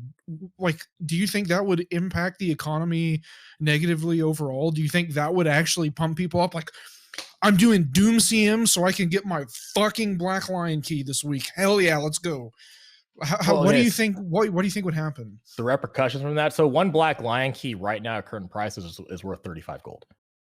Okay, so for most players in open world, that will probably take about an hour to hour and a half to farm that if they're converting gold to gems for that. How long does it take you to farm that black lion key from story mode? 15 minutes, roughly. Okay, so Yeah, I think people do it from like Even- 15 to 25 minutes. all right, so let's go with 20 minutes. So you can, if you're repeating it, you could get 3 in an hour. Okay, so that comes out to like 105 gold an hour. To some, but that's also specifically to only get a black line key, no other reward, right? If we're just trying to isolate down to that track, so you could do that if you're wanting only goal is a black lion key. And so if they gave comparable rewards to that, like let's say, I mean, you don't want to give it in pure gold because that would cause like massive inflation. Like everything would cost like 5,000 gold if you did that. If you did it with gems, because like also gems can be converted to gold too, but then that would also modify the exchange rate from gems to gold or gold to gems backwards too, and you also lose some in exchange for that. So if you did give gems, people could just buy it off the gem store. Does the gem store, if people get gems and then they spend it specifically on gem store items, will that affect the gem to gold market? No, until they exchange it. So if they could give like claim tickets for gem store items, like you or just give flat out like kind of like how they do with the black lion skins, where you could get the scraps where you can exchange 10 of them for a skin. If they had like pieces, like you get 10 of them, you get a black lion key or something like that. I think that more people would do it. That's definitely a much better reward than that. So that means every scrap would be worth at like 3.5 gold. Like I think something like that wouldn't be bad. I think a more realistic version of that, yeah, awesomeness, like that's actually a good idea. Something that could happen. That realistically, would they do that, gem store? Nah. I think that would be perceived as extremely unfair, actually, and would go down horribly. However, I think there is a version of that would work, and it will be specifically targeting infusions. For example, whenever there's like a bonus event, it's like a world boss rush, you get this little box, and the box has got some like, random crafting materials in it, and you can drop any of the high ticket stuff, right? Any high ticket infusion.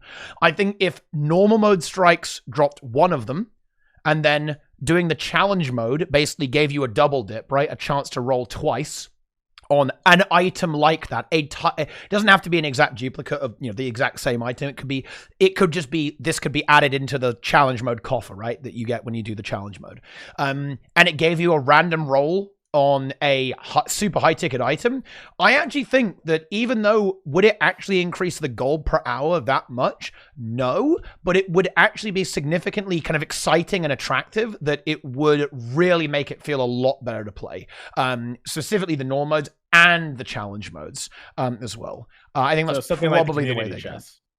So like when they had the fractal events where you can you got the chest that could drop infusions. If they had a similar chest like that for strikes, that could work. I would be more inclined to go for exclusive rewards that because part of the problem too is like, since all the infusions are tradable, you don't have to do any particular content to get it. Like Chalk Garant, because it's tradable. If you want a Chalk infusion, you could just go farm gold and eventually buy one. You don't have to do Chalk Garant, right? I would rather see some exclusive rewards you could get from individual strikes, that if you got this, then somebody knows you got it from that strike. The problem is a lot of times that the exclusive rewards we have are so weak that nobody cares about them. So if you had something like that really nice from there, like look at Doom, like everybody was trying to get the Doom chair for a while because it looked kind of cool, right? Except that you could trade it. So if you didn't want to do Doom, you could just go buy it. But what if the Doom chair was something you could only get by beating Doom on CM? And you had to be alive. Yeah, realistically, is that going to happen though? I think this is the problem with exclusive rewards, which is why I made like a slightly mealy mouth, like kind of Weasley solution with like the random infusion drop, because I think that's probably about as far as it can go. I mean, look at the skins we have on these CMs, right? Like they are. I mean, I don't know, like they're literally like discount barrel, right? Like this, like like a fucking butter knife. The rifle is pretty cool, to be fair, actually, from Kaineng Overlook. I'll give them that, actually. But in general, a lot of the exclusive rewards are not going to be super great, particularly if it's for only the challenge mode as well, right? Specifically if it's for only the CM, because that's an even smaller demographic of players, right? So they can't go really hard on that. How about this system? This is a modification of a system that I had suggested previously for a mercy type system. Like if you do Chalk Garrett, you can get the roll for it. You get the roll for the infusion. That infusion be tradable. If you don't get it, then you get a token, and then once you get a certain number of tokens, you can exchange that token for the infusion. And the infusion you redeem would not be tradable, so it wouldn't affect the overall infusion market. So the only infusions that would be tradable are the ones that actually drop. So what if you had a system where, like, well, I guess they could incorporate this into with like the profit shards. They can have the profit shards be exchanged for like an expensive infusion. Like the item would normally be expensive if you had a tradable one, but you'd be able to buy that infusion with profit shards, but the item you got, the infusion wouldn't be tradable. Like what if they celestial infusions and fractals, like the blue and the red one? I was about to like what if they had some? Well, how many profit shards do you actually get per strike? I actually haven't even checked that number because you get 160 a week. That's the cap. That's the relevant number. So what if they had it be like you had 10,000 of them? You can, if you saved up 10,000, you can get any of the high end aura infusions, but it would be account bound. Would that incentivize people to do more strikes because they could get their own chalk infusion? They could get their own Connor, they could get their own Dragon Void, and then they couldn't trade it. And they started making infusions non-tradable. Like the Dragon Void one's not tradable. The container is, but if you want to use it, it becomes account bound. I think infusions are a big motivator for players in general. I think that really does. It gets people doing like Octovine and Chat Garant, right? And all these dailies to try and roll on this stuff. I think it's exciting, right? But go ahead, Brazil. Yeah, I think if you could get account bound infusions with tokens and it was guaranteed, the barons and the rich people that bought all of their infusions with gold would find a way to kill the LFG so no one could do the content. No, come on. That's what I think would happen. Well, so for the current so-called infusion gatekeepers, I am not one of those, by the way. I don't trade in infusions. I think trading infusions is dumb. But for the ones that I would say are considered gatekeepers, there's like 2 of them that are actually like good at content. So I don't think they'd be able to like destroy the LFG for that. Well, here, I actually do have a solution for this, and I've thought about it for a while. I've played this out in my head, and I don't see anything that could go wrong with it. So my thought is that, like, take a strike like Kaineng Overlook, for example, is relatively difficult. It doesn't even have to be the hard mode, but if you have a unique reward, like let's say that they make a new mount, and the way that you get the new mount is to put it behind Kaineng Overlook. And you have to do Kaineng Overlook, and maybe you have to do like a meta in a particular map also to unlock it. If you had to do a strike mission and a map and they just gave you a new mount, I think it would be fine, and I don't think anybody would complain about it. I think that's a good solution. Dragon's End, instead of unlocking the turtle or unlocking the turtle collection, you should get a dragon, or you should be able to have a super rare drop of like a turtle skin. But they don't want to do in-game skins. That would be so fucking good if they actually did that. If they added a mount, if there was like a turtle skin for beating all 4 challenge modes, or even better, doing all challenge mode achievements, that would be really fucking sick, in my opinion. I would love that. Yeah. But I'm not sure if they'd ever do it, though. I'm not sure if they'd ever do it. There's some people that like the Zhaitan variants, right? If you do all 16 Zhaitan variants, you get a title. Yeah. And not many people are going to do that because, again, we talked about this earlier, not many people are going to have old Gen 3s. So because they had one for the Zhaitan variants, they're going to assume that, they're going to have one for every set. What if they had a title for getting all 6 full unlock sets? Yeah. Right? There's no AP, it's just a title. People are still complaining about it. But like, if you could get like a unique skin from content, like again, this goes back to unique rewards from specific content. And again, eventually you'll get to the problem is that, everybody has it because it's been out long enough, people don't do it anymore. And at that point, hopefully you have new content out, right? Or you just make the drop be super rare. So like your idea of like, you deal with the strike CMs and then you get a turtle skin. It means you're going to do the strike CMs once, get all the achievements once, and then you're done. Yeah. I'm more concerned like, what do we need to do to get people to keep doing it? So what if every strike CM every time you did the 6-stack achievement, repeatable reward, you got an antique summoning stone. Right, every single time you did equalized achievement, it had a drop of something. Like you had something that you actually had Monterey. I'm actually going to devil's advocate here a little bit. I think that the game would have to be such insane gold per hour to do that. I think it would probably be very hard for them to implement that, because the problem that I see here, and I do respect this problem actually, is that if they made it, let's say that doing Kaineng Overlook CM awarded you with a flat 30 gold. It literally just gives you 30 gold worth of Ectos, or it gives you 30 Mystic Coins every week, right? Would that actually be enough to get people learning it weekly? That's a good question. I'm not even sure if it would. So, I'm not even sure if that's good this. I know the solution. But that will be but the thing is, that will be absurdly overpowered, right? For players who can one-shot it, right? Like there is there wouldn't be many people who could do that, but there would be some who could do it. But would that would be absurdly overpowered, right? But how about this? Instead of 30 Mystic Coins a week, what if removal lock, there's no lockout on this. Every time you did the Anka CM 6-stack achievement, you got a Mystic Coin. And you could do it as many times as you want. People would actually get really, really, really good at it. And that experience and knowledge would eventually start to diffuse to other players. Other players will start getting really, really good at it. And it might take a while. But again, this goes back to how Speed Clears and Guild Wars 1 did. The reason why we try to get faster. Well, one was because we wanted to get the record and stuff like that. Other was because you got a freaking crap ton of loot. So there was a in-game financial reason to want to do UWSC as fast as possible, because the faster you did it, the faster you could go in again and get the rewards until DR kicked in, and you got to take like a 10-minute break. But if they had the Anka CM, like the achievement for it, like not the normal Anka, not just the CM itself, I'm talking about the 6-stack achievement.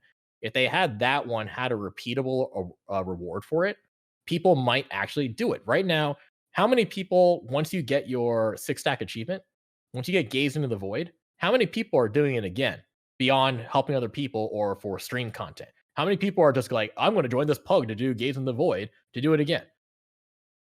I think that's okay that people only do it for the title once. I think there'll be a steady stream of people going for it. I don't think it's ever going to dry up completely. Obviously, it will reduce.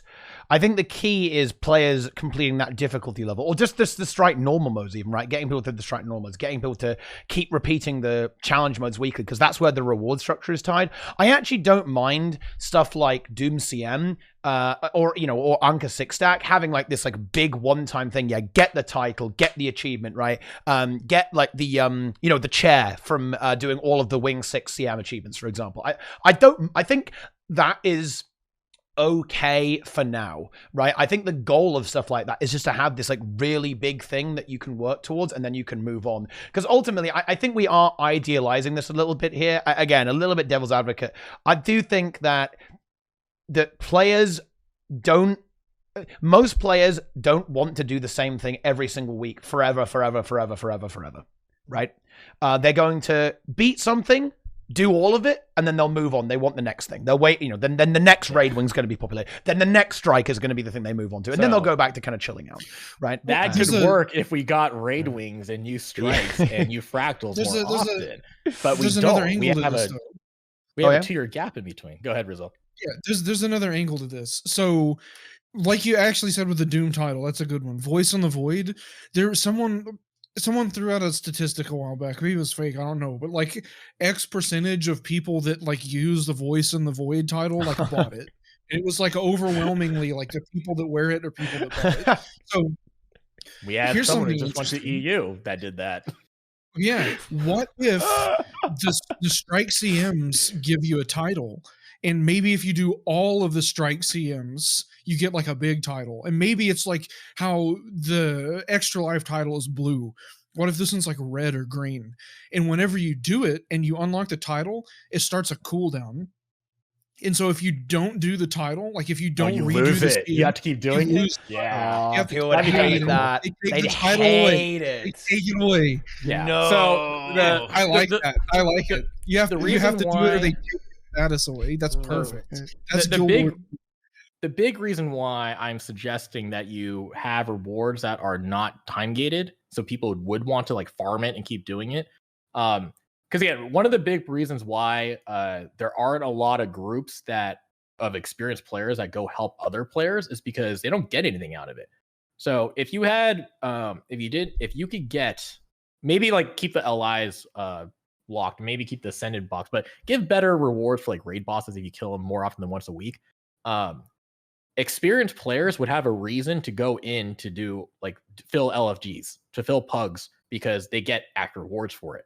And then they, like that knowledge will kind of diffuse a little bit. It'll spread out a bit more if you have more people doing that stuff, if the experienced players keep at it. But there, especially a lot of the raiders that have been raiding since the beginning, a lot of people get their one clear a week and then they don't touch raids. And then there's nobody to help out like the newer players and like show them how this stuff's done, because there's no reason to do it. So likewise with the strikes, like I see a lot of times, like whenever these new strikes come out, people are always crying like, "Oh, pugs will never be able to get this," and then they get it. Here's the thing. That's sorry, real quick. I have to jump in it because I know where this is going. But the obvious answer to this is, why is that not a problem in World of Warcraft or Final Fantasy?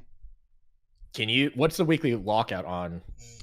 You get nothing. If you've already got loot, you're not going to get anything. So are people actually pugging a lot in raids after they get their clears each week? It's a population issue, right? Like, the thing is, if there's a weekly lockout, people aren't going to play until next time, right? Like raid logging is a thing in every game. The issue that we have in Guild Wars 2 is actually one of population, in my opinion. Well, I know what I'm saying. This will help the population. It will, but to me, this is kind of band-aidy, right? Like it's, you could do this, but this behavior is always going to be here, right? Like you can play on ults and WoW, but I think just like Plenyx has the answer. Oh yeah, what's the answer, Plenyx? It's not the answer, but a lot of people in chat are pointing it out already. But yeah, in World of Warcraft specifically, you play alts. When you have a lockout, it's for that character, so you just switch to a different character and you can do it again. Yeah, so character bound. So fractals used to be like that. Fractals used to be character bound, and then what did my group end up doing? We did 5 sets of fractals a day. Yeah. And then we would, and then later on we started, selling it. But we got really good at fractals because we got a lot of practice on different classes. But the reason why I'm saying that, if you remove the lockout, again, like, so if I wanted to do raids because there's more rewards, I'd be more willing to go join another group and help them out to beat it, or to like show them how to do it. Like people that actually do raid trainings would actually get something out of it besides just helping people out. Like they would have their own reward system that they could get for doing it. The experienced players would do raids more often, which would mean that their pool of experience is available to less experienced players. So the less experienced players have more exposure to it and have a better chance of actually learning this stuff faster. So like the big complaint you hear from a lot of new players, like, oh, I can't get into raids, nobody's there to show me how to do it. And like I still don't like that argument, because like a lot of us didn't have any raid experience to begin with either.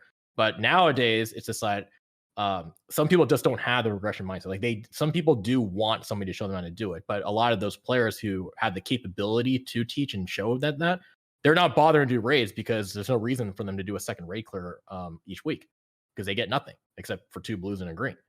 So if you do that, the population bump might help. It might help out, balance out the LFGs a bit.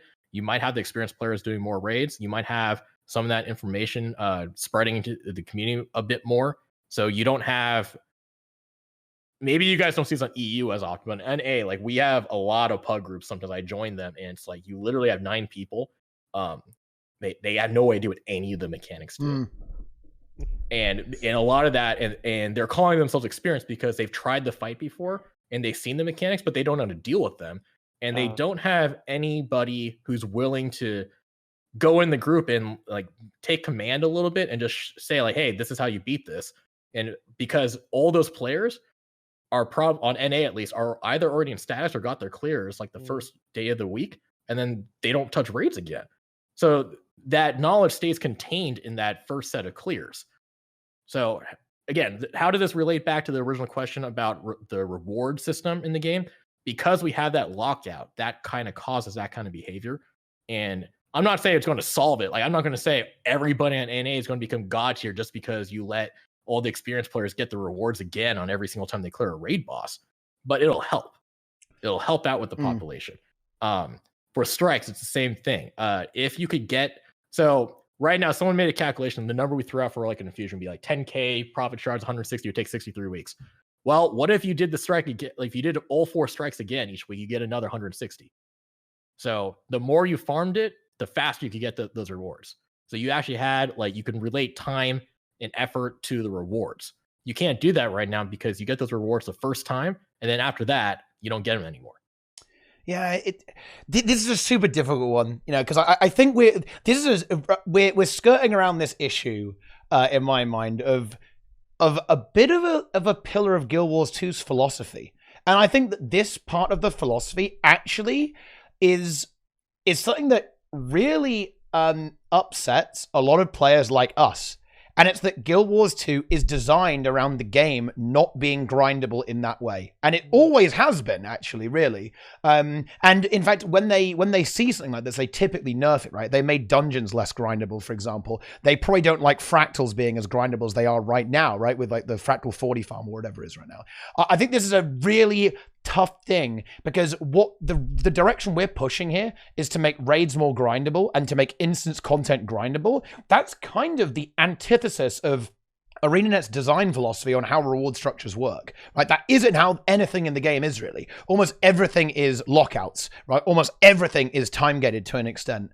And again, like, this is a really weird one because let's look at it from the other side. Like for a start, it could start to drain people out of the open world as people start farming instances instead, which obviously is undesirable. But also the other thing is that I think that if you make instance content really, really good, you end up kind of alienating a lot of players who like the fact that instance content isn't the be all and end all in Guild Wars 2. We can talk about, oh yeah, but you know, this game does that and this game does that. Yeah, WoW and Final Fantasy, they're all about instance content.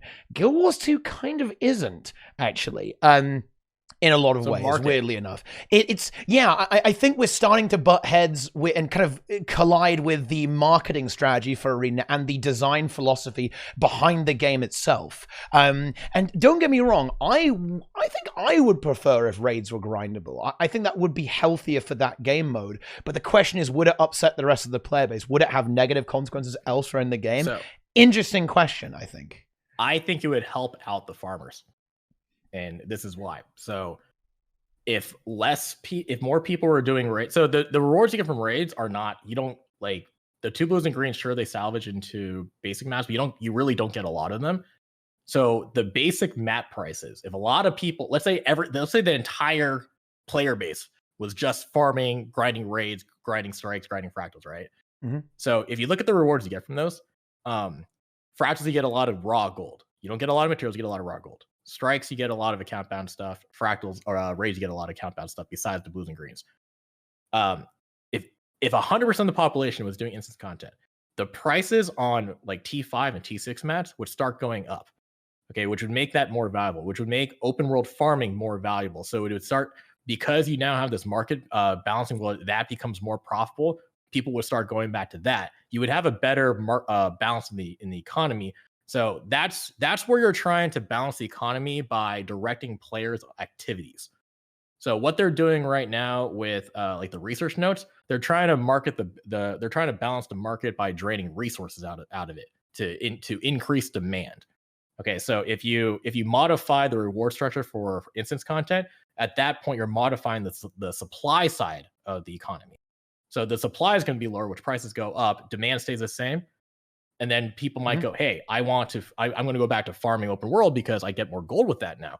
And then you start becoming a kind of a balance.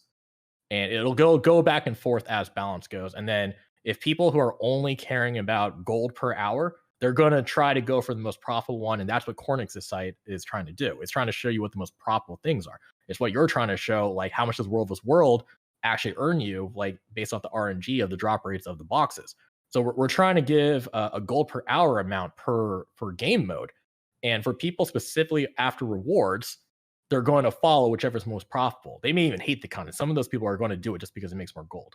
But in the meantime, all the people that love raids, love strikes, love fractals, they're having a better time now because they're actually feeling like they're being rewarded for the time. The prices on base maps will go up to the people who are doing open world farming. They're going to feel like they're getting rewarded for their time more because the stuff that they're dropping is worth more now. Like, are there probably going to be some negative repercussions that we're not thinking about that may happen just based off of like if that ever gets implemented? Sure.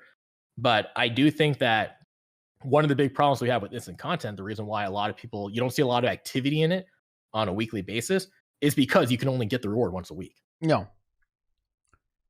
It's a tough one. I think it is something that I do think holds strike missions back a little bit. Certainly when it comes to that replayability. Because, well, I mean, it's almost like a secondary. I almost, oh man, it's so fucked up. Because I am not gonna lie, guys. I'm gonna say this on stream. I'm a little worried about endgaming in Guild Wars 2 again, because the strike missions, I think they're doing okay, but they do worry me in terms of their overall replayability. Because I think that players have difficulty getting into group content, and once they're there, they'll do it once and probably not come back because they're not going to be rewarded for their time in the same way as beating other areas of the game, right? I think one of the reasons why rewards aren't even more of a big issue is because players can't even get their foot in the door, right? But it's kind of like the next one, right? Once we fix the accessibility of strike missions and like make it really easy to make groups, after that, then it's going to be like, oh, wait a minute, why am I doing this again? Like, why am I potentially wiping and like losing, like wasting all my time here, like doing this? I've got to get food, I've got to get my bill, I've got to talk to other human beings. What the hell is going on, right? It's like, oh man, it's a bit of a tough one. But in that party of players, when you're at that stage, if the experienced players are still willing to repeat the content because it's no longer a weekly lockout, now you have those players available to be able to help out those newer players to get into those modes in the first place. So right now, like raids have been out for so long that the experienced players, they do their thing and then they're gone. So if you gave the experienced players a reason to be able to do raids on a weekly basis beyond just like, I like teaching or I like doing the raids, like if you actually give them an extra, like a gold or a financial motivation to do it, some people might be more willing to come back and, you know, hey, that there's an LFG in there that they need someone for Sabbatha. Oh, I'll go help them out because I'll get something. Like a lot of people they might not even bother looking because I already got the raid because they won't even look at the LFG. Mm-hmm. So like, will it solve the problem population? No, but I definitely think it'll help. Yeah. I would like to see something like that. Yeah, I was just trying to provide a little bit of pushback there, because if I don't argue against this stuff, I'm gonna get flamed, right? So that's true, by the way. You know, it is true. And I think it's important to kind of consider this from the other side as well, because I think ArenaNet will be very, you know, I just said this in Twitch chat here as well. ArenaNet are the anti-MMO. They have Guild Wars 2 is the anti-WoW. They are the anti-Final Fantasy. They always have been. And this is how they've always defined themselves. And if they move a little bit away from that, I do think that actually is a bit of an issue. It might not necessarily be bad, but I think it, one way or another, will definitely cause a problem. And I think we're going to wrap up here, actually, guys. So I'm going to give, because we've been going over way longer than I was actually expecting. Like, what the hell is going on? Like, over 3 hours at this point. So I want to give Plenyx the final word, because we've just been, like, screaming and yelling here for, like, half an hour. Poor Plenyx in the corner there, in the jungle, unable to say anything. And I want to give him the final word, and then we'll introduce ourselves, then run away in fear. All right. Well, the final word was pretty much I'm preparing for work and to go to bed pretty much. Nice. Because it's very late for me. But the reason why I haven't said anything or tried to even interrupt anyone here is because I actually pretty much agree with all of you here. And I just don't have anything else to add. I would say that some games already kind of figure out a way to kind of let the people in again, even to some old content. I see that when I play Final Fantasy sometimes, actually. 14. I'm a weeb now, whatever. There are players who are like mentors, even though they might not be exactly experienced. But there are players who actually just randomly join content. And some people, especially when they try some harder, like one of those kind of strikes-looking trials, that's how the game kind of describes it. They just randomly queue into that, and as soon as they see that people are inexperienced, they step up and they actually start to say what needs to be done.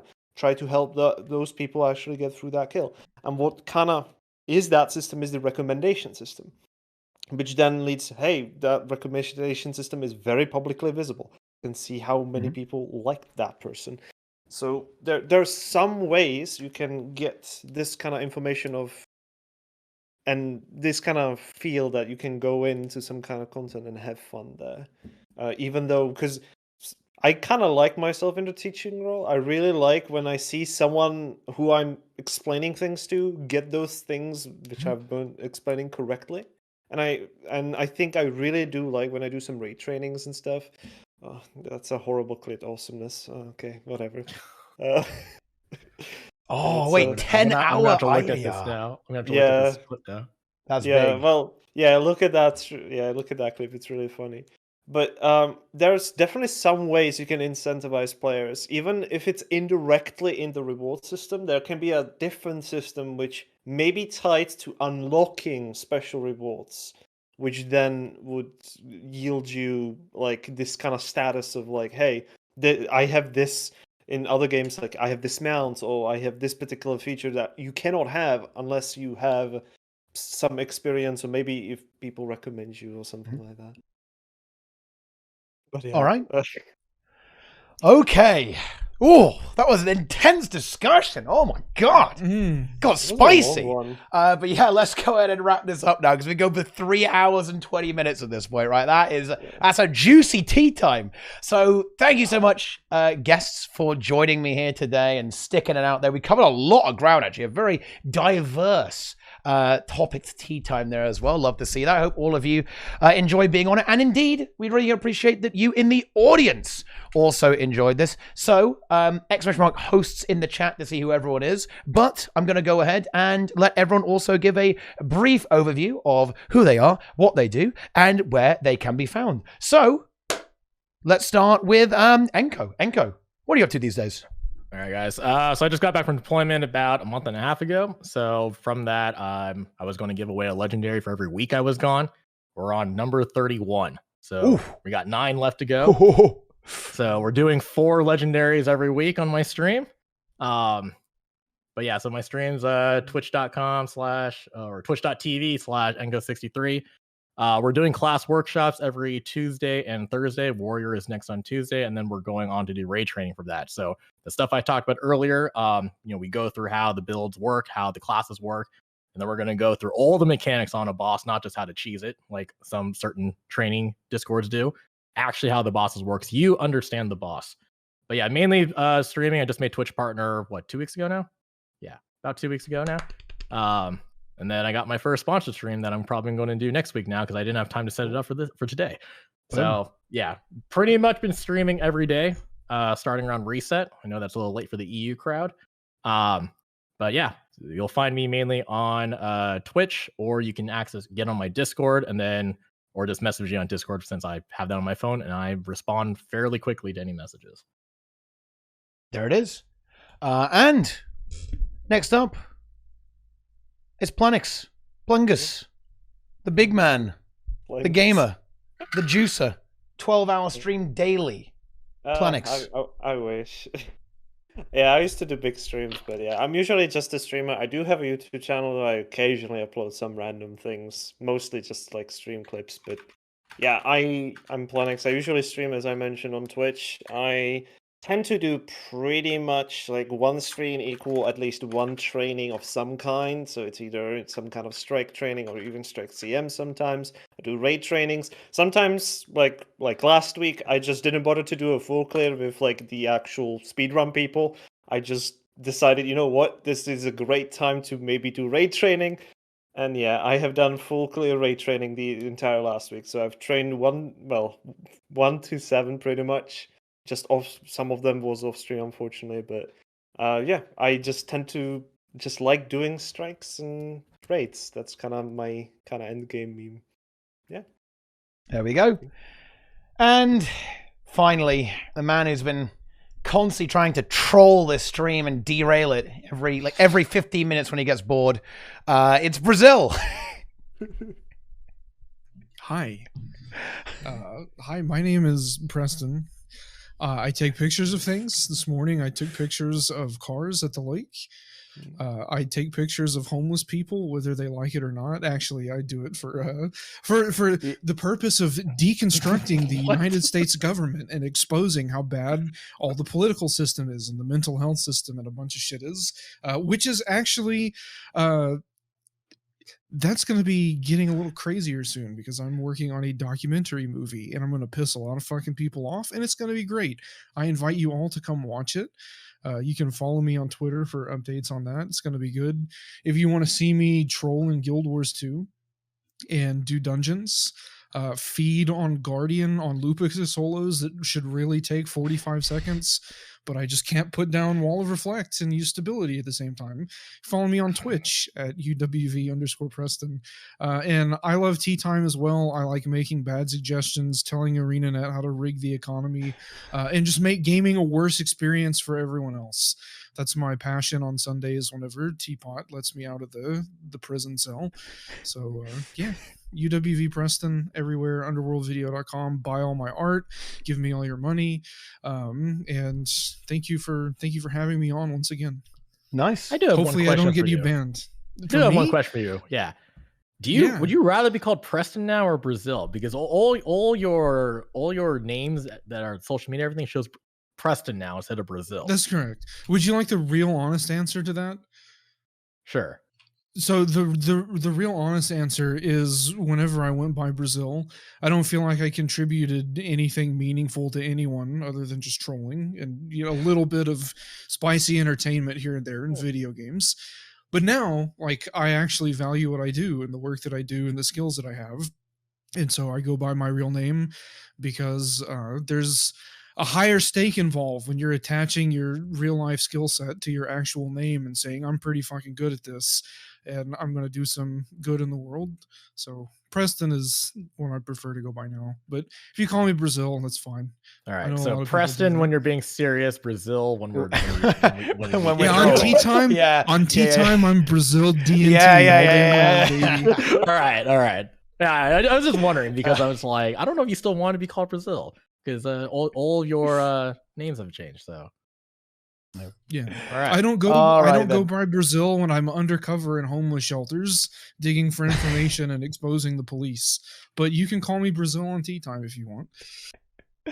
All right then. So, okay, that of course you can find all of these incredible hosts, scintillating conversation today. There, definitely go check out the links. It's in the Twitch chat right now. It will be below the video. It's below the stream. Go and click on that stuff. Go and enjoy the links, and make sure to give them a follow and watch all their content every single day.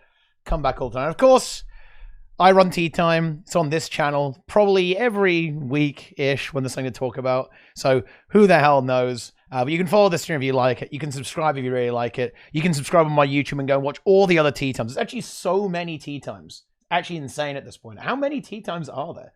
Let me actually go and look at the playlist. I'm going to go 2,000?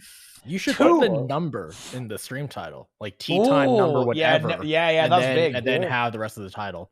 There are actually 250 TeaTimes.